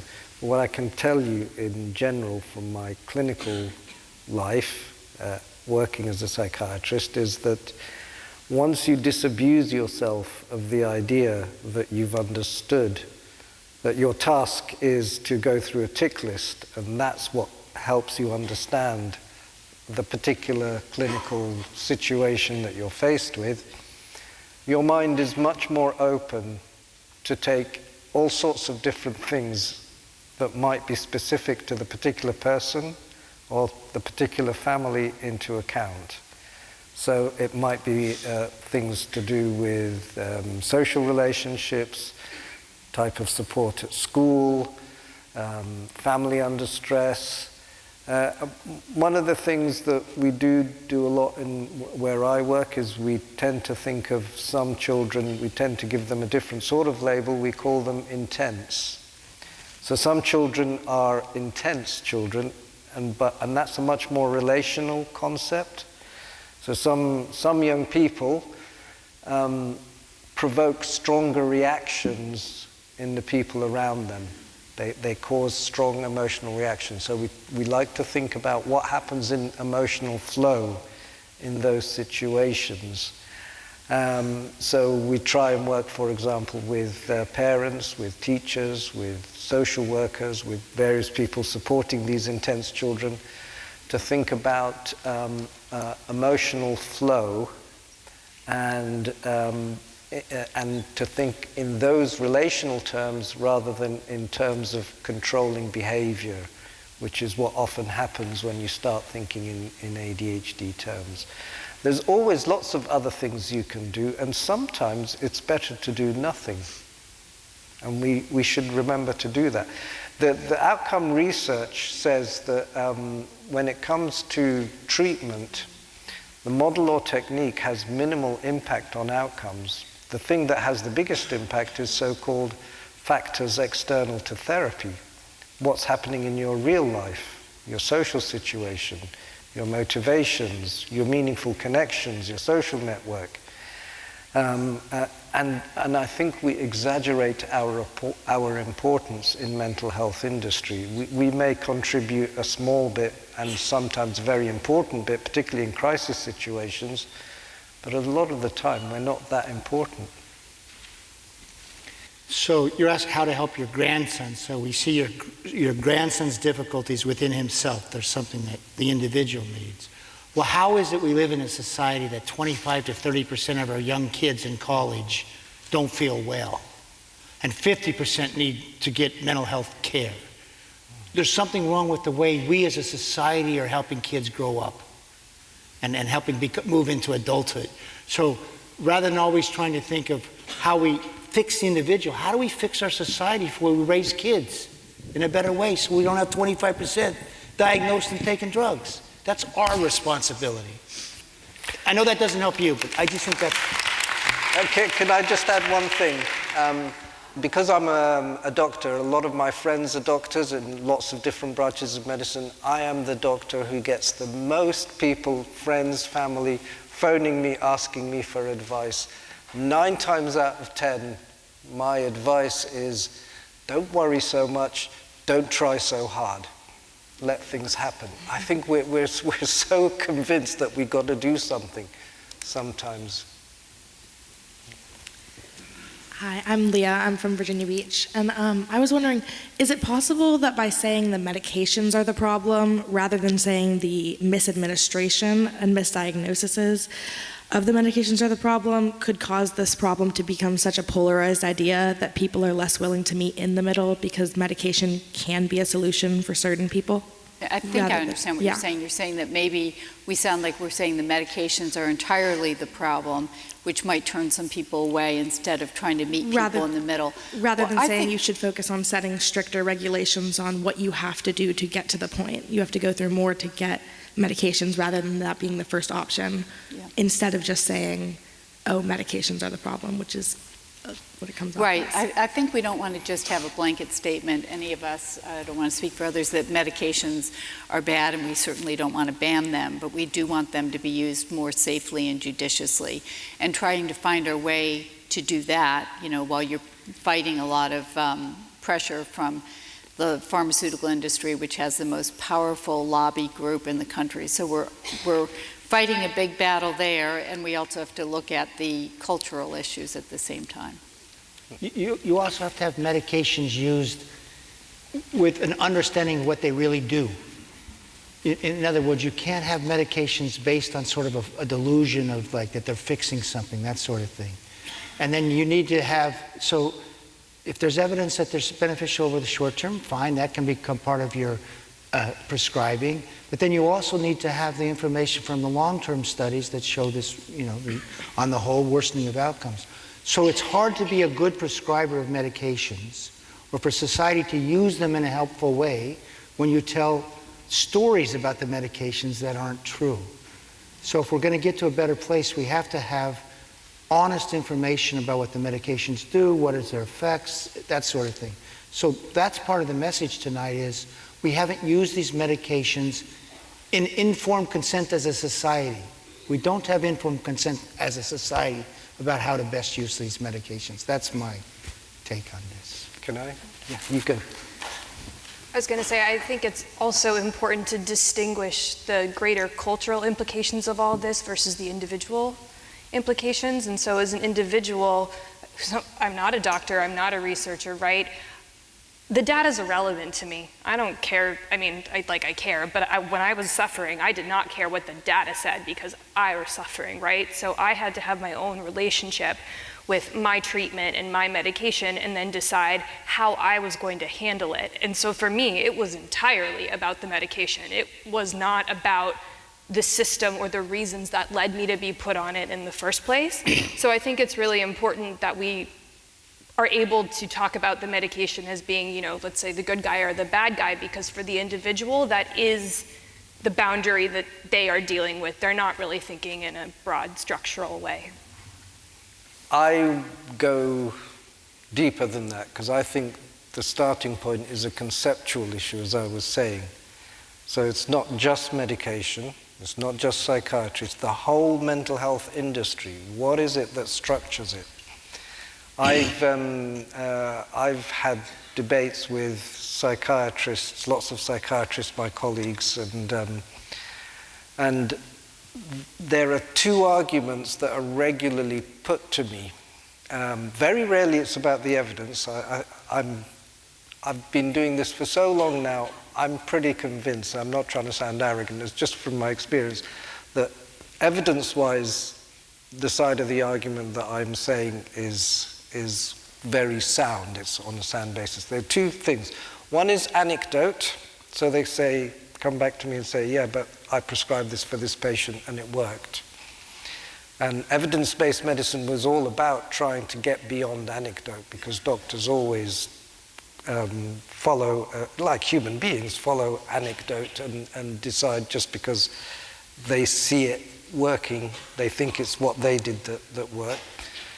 And the second one is they say, I should be more balanced, which is, in some way, I think you're hinting that it would be a better conversation if we were more balanced. Actually, I think the concept of balance is not a useful one, because balance depends on where you're sitting. Remember, Nelson Mandela was viewed as a terrorist by this country for many years. And then he eventually becomes the symbol of peace and reconciliation. So balance always depends on where you're sitting. And the perspective on what a balanced position is changes. So to me, it's not important to me to decide whether, it's the evidence speaks for itself. And as long as you're speaking to the evidence, or at least trying to make an attempt to speak to the evidence, we should be able to have robust debates and not be afraid, because I think the position is somewhat polarized because the paradigm that we're using is wrong. I don't think it's retrievable. I don't think compromise is going to help it.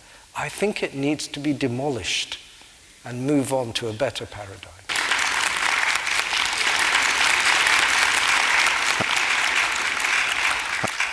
I sat in on a counseling session with an adolescent, and the psychiatrist first brought up prescription, what to prescribe, and I said, well, how do you know what to prescribe? And his comment, I'll never forget this, his comment was, well, if it doesn't work, we'll adjust, and don't worry, I'll be able to concoct a cocktail that may require a snip of a rat's tail and part of a bat's wing, but we'll figure it out. So my question to you is a short one. It is, what would you suggest the first step is for somebody to approach a young adult who has been diagnosed with something that maybe they need to take a harder look at what's going on with what we saw tonight? What's the first step? I personally, as the adolescent in that room at one point in my life, what I wish had gone differently is I wish I had been given more time, mostly. And the second thing I wish that had happened is that the adults in the room had looked around and not said, what is wrong with me, but what is wrong with the situation? And then it was the adults whose job it was to fix and adjust that situation because I was a minor.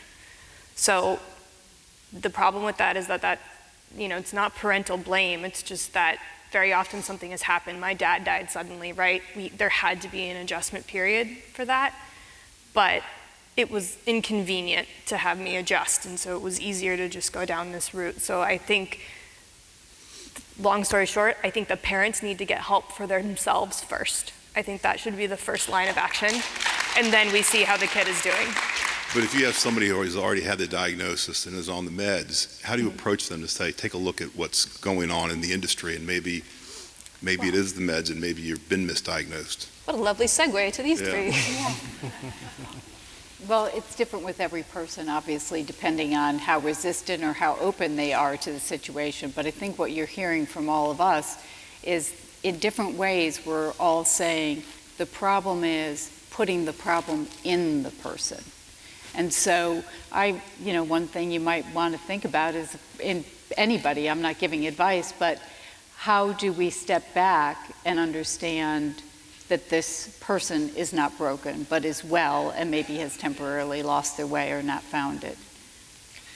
Did you hear what she said at the end, how she got her life back? Yep. That's really the message, is that the hope that is out there, and the possibility for every child is to get a real life back and stop being a mental patient. I mean, I don't know how you tell it, but that's the most powerful message you can give to a kid, to someone, I think. Let him be a kid. Let him be whatever age they are. Talk to them. Yeah. Hey, I relate completely, and I'm going to try not to get emotional, but what do you recommend as doctors, and what you would consider quote-unquote specialists in this realm once you've been prescribed this? We're already on the medication. These physicians that have prescribed it are not educated with how to wean you off of it, how to deal with it. I mean, if you are on drugs, on, anything that's illegal, you go to rehab. But how are you supposed to, as a society, go, check yourself into somewhere to get off of something that you've depended on for 15, 20 plus years? And I'm speaking for myself and other loved ones, and we know that it's affecting our lives, but the withdrawal and there's never a good time kind of thing. What do you recommend, and what type of education do you think is, and should be, I don't know if legislation is the thing, but to educate our prescribers and our physicians and our medical personnel, to equip them with the education and knowledge to go forth and, equip them with the know-how to make sure that this doesn't happen going forward for my children and, so forth. What next? Okay, so we're here, but how to help us out of this? So I'm sorry that you're going through all that, and you might not have picked up earlier, but a couple of really positive things are happening. First of all, more stories like Brooke's are coming out there. Absolutely, and that was wonderful. Right, and they're coming out on Bob's Mad in America site too. But right here in our community, we have Dr. Mike Bohan, who is a specialist in de-prescribing, who is setting up a series of events. It's going to be both for the public and for clinicians on this whole issue of de-prescribing. So the Fee Foundation's very next event, I don't mean to steal your thunder a little bit there, Rick, is on what the public needs to know about de-prescribing. So he will be addressing a lot of that. There are online support groups. The BIC Coalition is out in the lobby, which has a lot of resources too. And I know we have Dr. Cunningham here in the audience too, and he is also specializing in de-prescribing. So we're hoping to populate our community with more providers who can help. And in the meantime, there are some online resources too.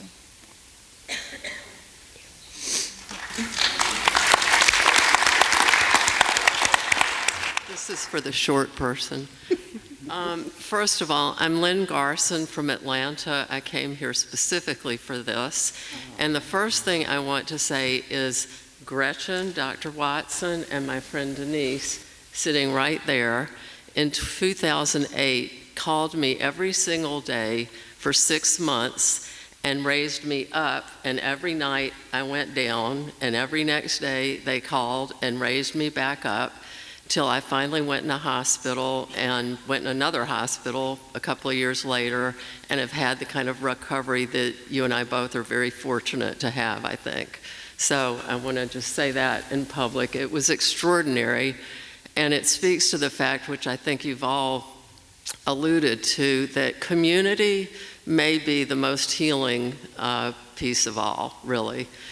What I wanted to ask, though, is when you talk about the chemical imbalance theory, I have had it said to me, I since became a mental health advocate, so I've spent a bit of time in this world, and the chemical imbalance theory is trotted out very frequently as the very kind side of physicians trying to convert what is a very stigmatized issue to something that in fact is like diabetes or is like some other medical condition and therefore should not be subject to stigma.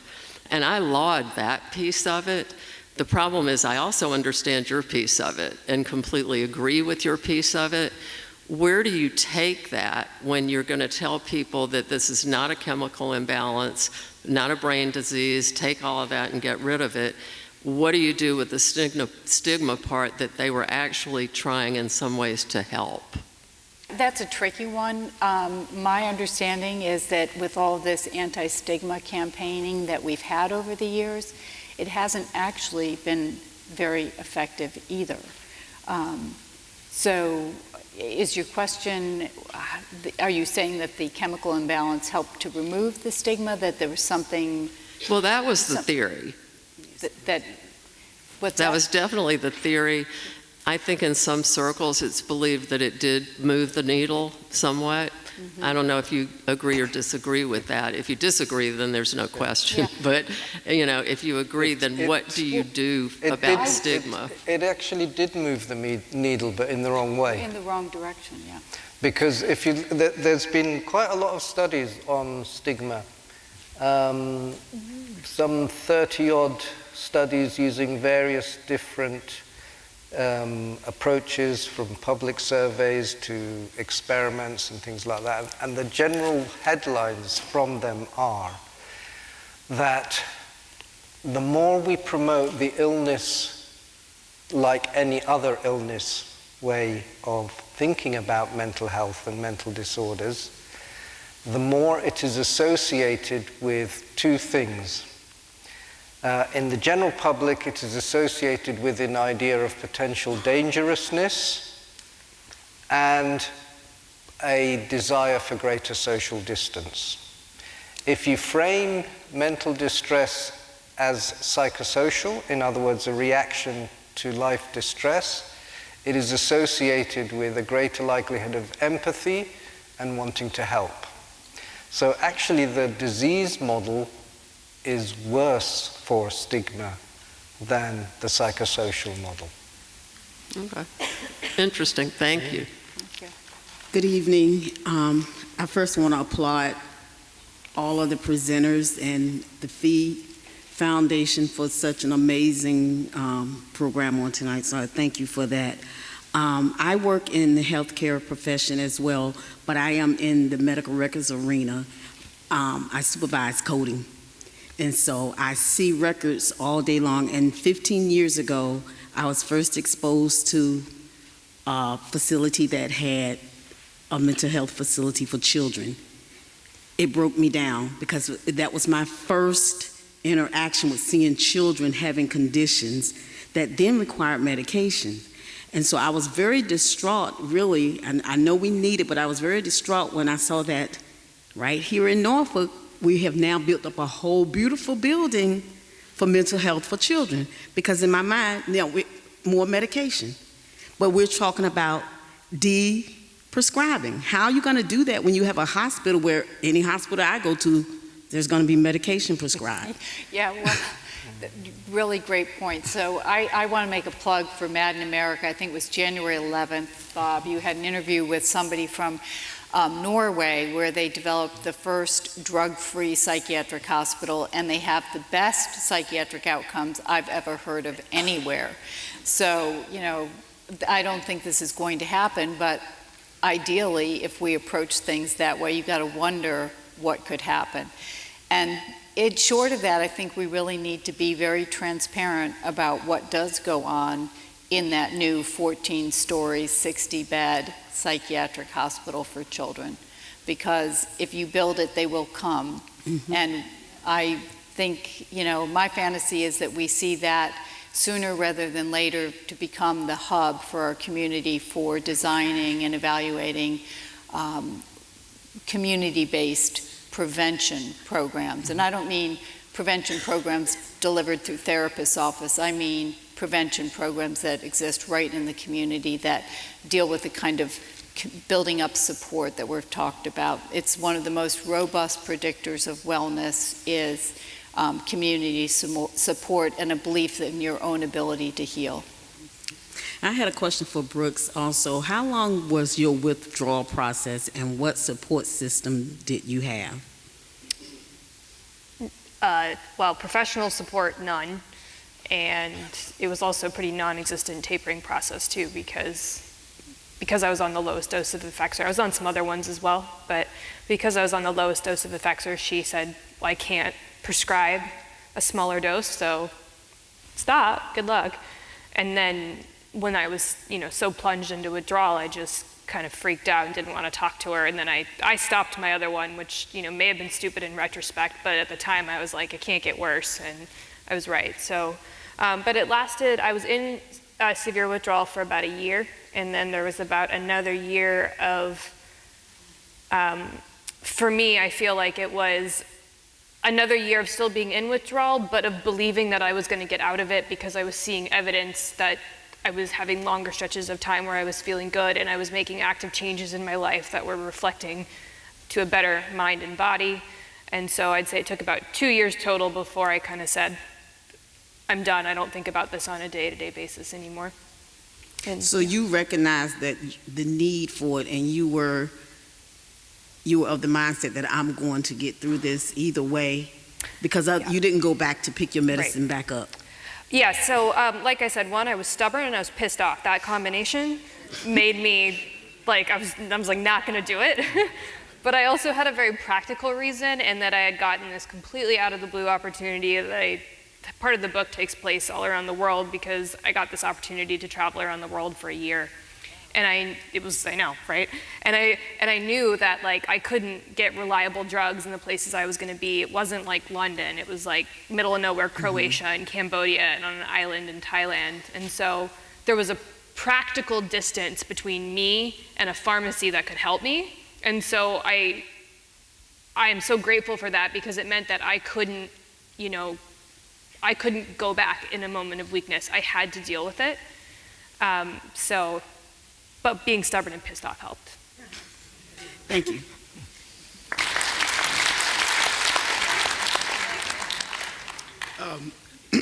Excuse me. I can really appreciate the Medicating Normal movie. It was great. A father, 3 sons, ages 17 to 26. So I've seen the over-medication and the labeling that's done by pediatricians, counselors, teachers in the schools, even the teachers pushing medication. So it's a big issue. That being said, in Virginia we have these wonderful higher education institutions. Who's teaching our future teachers, counselors, psychiatrists, and doctors when you've given us this clear data that it's not working? Who's teaching now to change this so we see the numbers come down? And do you guys expect to see a change anytime in the near future? Thank you. This is part of the problem, is with this whole narrative and false narrative. And remember we talked about basically the academic psychiatrists, so many that in essence have worked, they're thought leaders. They're the ones that write the textbooks. They're the ones that write the guidelines and all. But these are also people that have ties to pharmaceutical companies, and they're also supporting the guild interests. So in answer to your question, this is a point for change if you can change the young residents in an honest narrative. But if you go into most academic environments, they're still teaching sort of disease model stories. They may not be teaching the chemical imbalance, but they're still teaching about illnesses, and they're also not teaching about the long-term outcomes, that sort of thing. This is what you just said, though, is a great place to start changing with educating the new psychiatrists, psychologists. But I will tell you, if you go into most academic settings right now, they're still teaching the illness narrative in some fashion. Absolutely. So I spent much of the last few years teaching medical school students, several thousand, and they are having to learn the medical model to pass their boards. So I would have to say, this is what you need to know to pass your exams, and this is what I really think. But they rarely get that, and I'm very hopeful for change, but I don't think it's going to come from within the medical institution. I think it's only going to happen when people like the people here today start demanding change, when people like Brooke start talking about their experience, and that we really get that out there loud and clear in so many ways, because there's just too many incentives within the medical establishment and the mental health establishment for people already in it and practicing in it not to change.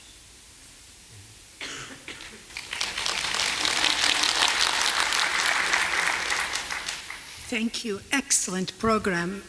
As a physician, I'm a physician, patients come to me and they want me to give them a pill because she's getting married or she's giving a talk or she's flying. So I often tell my patients we should not medicate life events. So I'm glad to see your presentation echoes my advice over the years to my patients. And I tell them some cultures, they have worry beads. So if you're nervous, you can use the beads. Or I often tell them to use a coloring book. There are lots of other ways to sublimate, to get that energy and put it into something good. And we just need to counsel our patients that this is possible.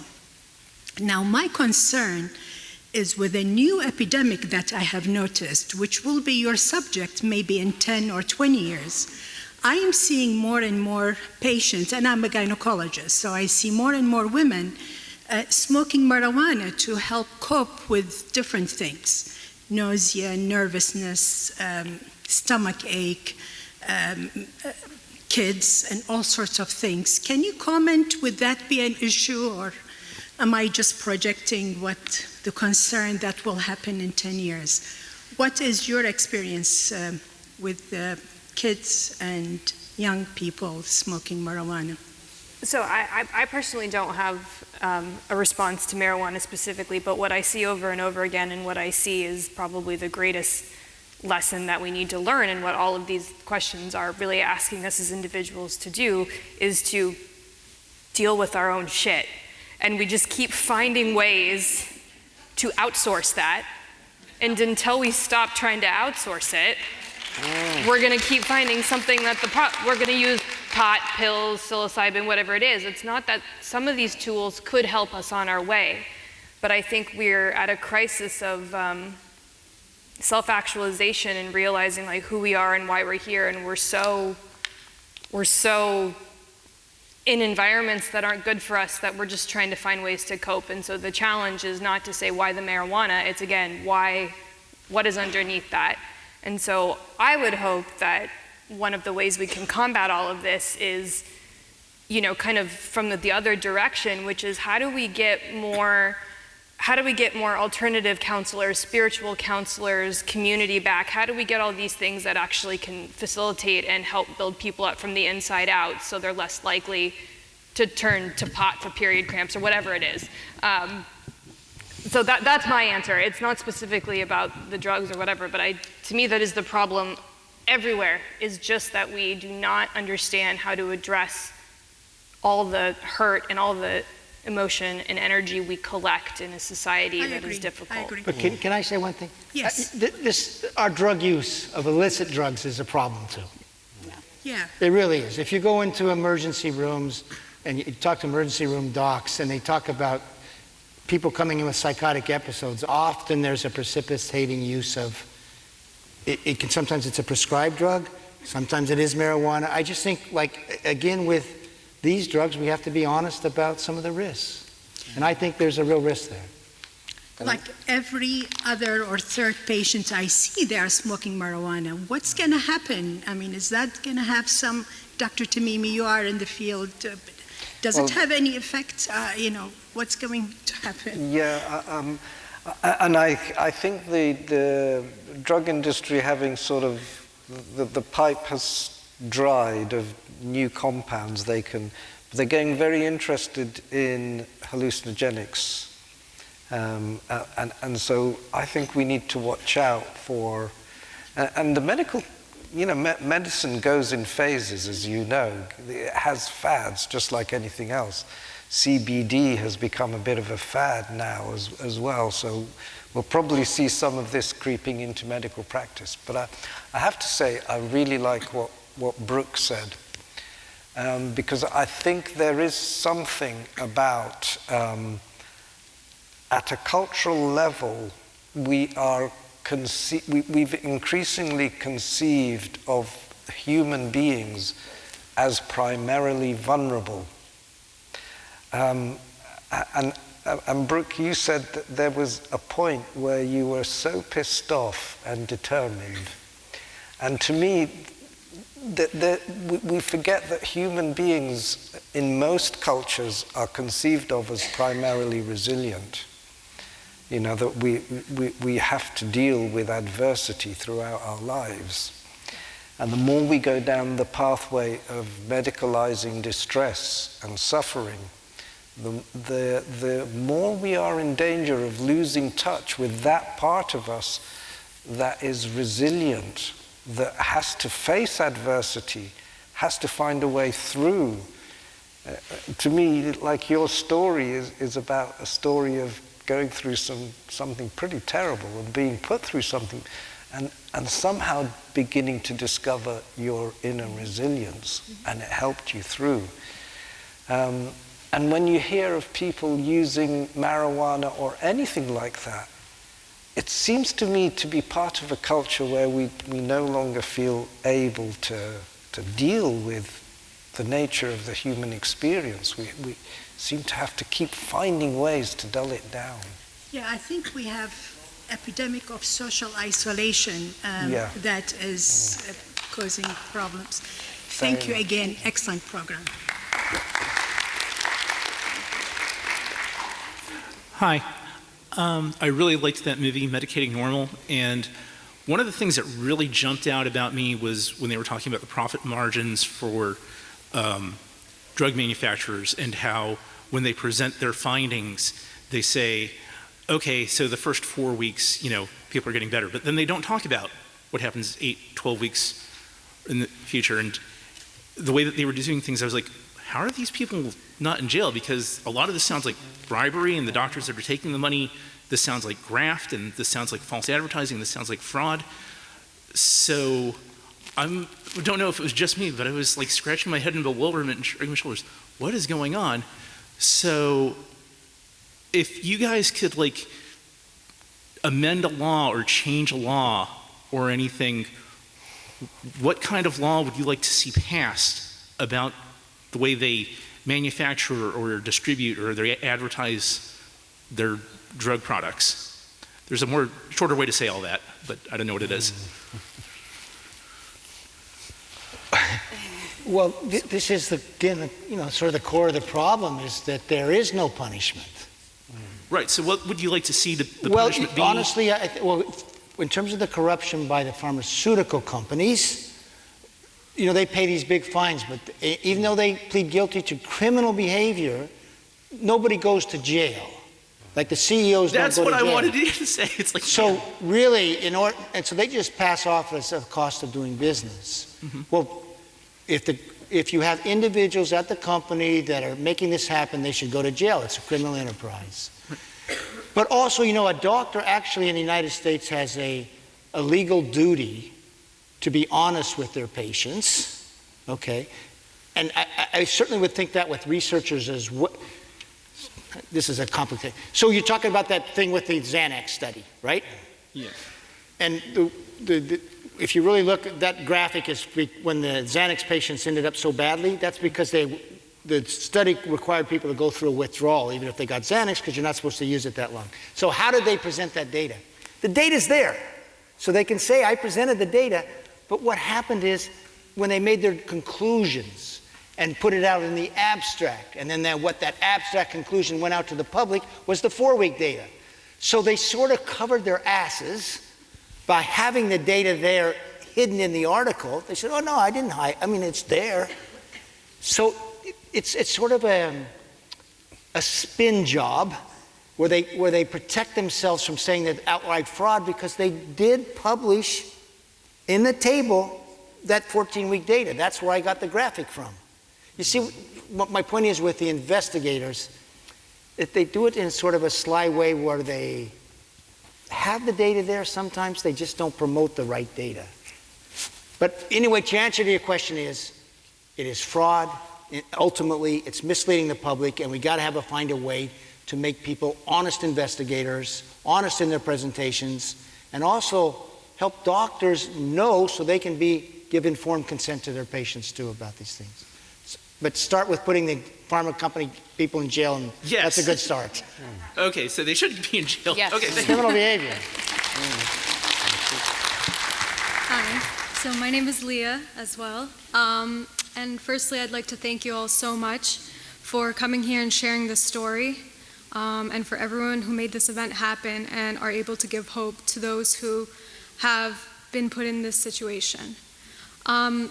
My question is, for those of us who, like Richard, and like many of the people in this documentary, were labeled as broken at some point in our lives, were on a cocktail of medication that was excruciating, went through an even more excruciating and horrible withdrawal without the help of psychiatry, and are able to now thrive and are somehow still here and are able to give hope, how can we participate and provide hope to others and share our story so that this doesn't happen again, and so that no child has to be told that they're broken? Thank you. I think coming to events like this, saying what you just said, joining online communities, talking about it openly, spreading the word, we all need to do our part to keep raising awareness and providing support to each other. Unfortunately, I think we need to probably end the Q&A. We can probably be in the audience or out in the lobby a little bit longer, but I think Rick Fee is going to come up and provide some closing remarks.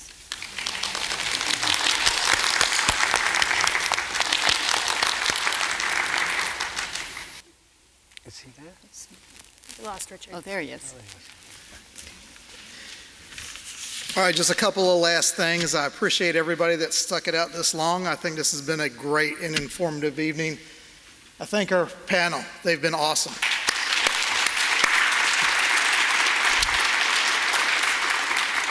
When you came in this evening, you were given an exit survey. Please share your opinions on the program tonight. On the back of the paper, you can write your email address. If you want more information, if you want to ask a question that wasn't asked or you didn't want to come up and ask it, write it down there. We'll get back to you and answer that. Drop them in the red box as you leave. So what's next? Gretchen mentioned this earlier. We have two events. March 16th, what the public should know about deprescribing, Dr. Michael Bohan, MD. April 20th, Medicating Normal exit survey and community input. That'll be with Dr. Gretchen Watson, Kathy Fee, and myself. Both events are at Myra Obendorf Central Library, 5:30 to 7:30.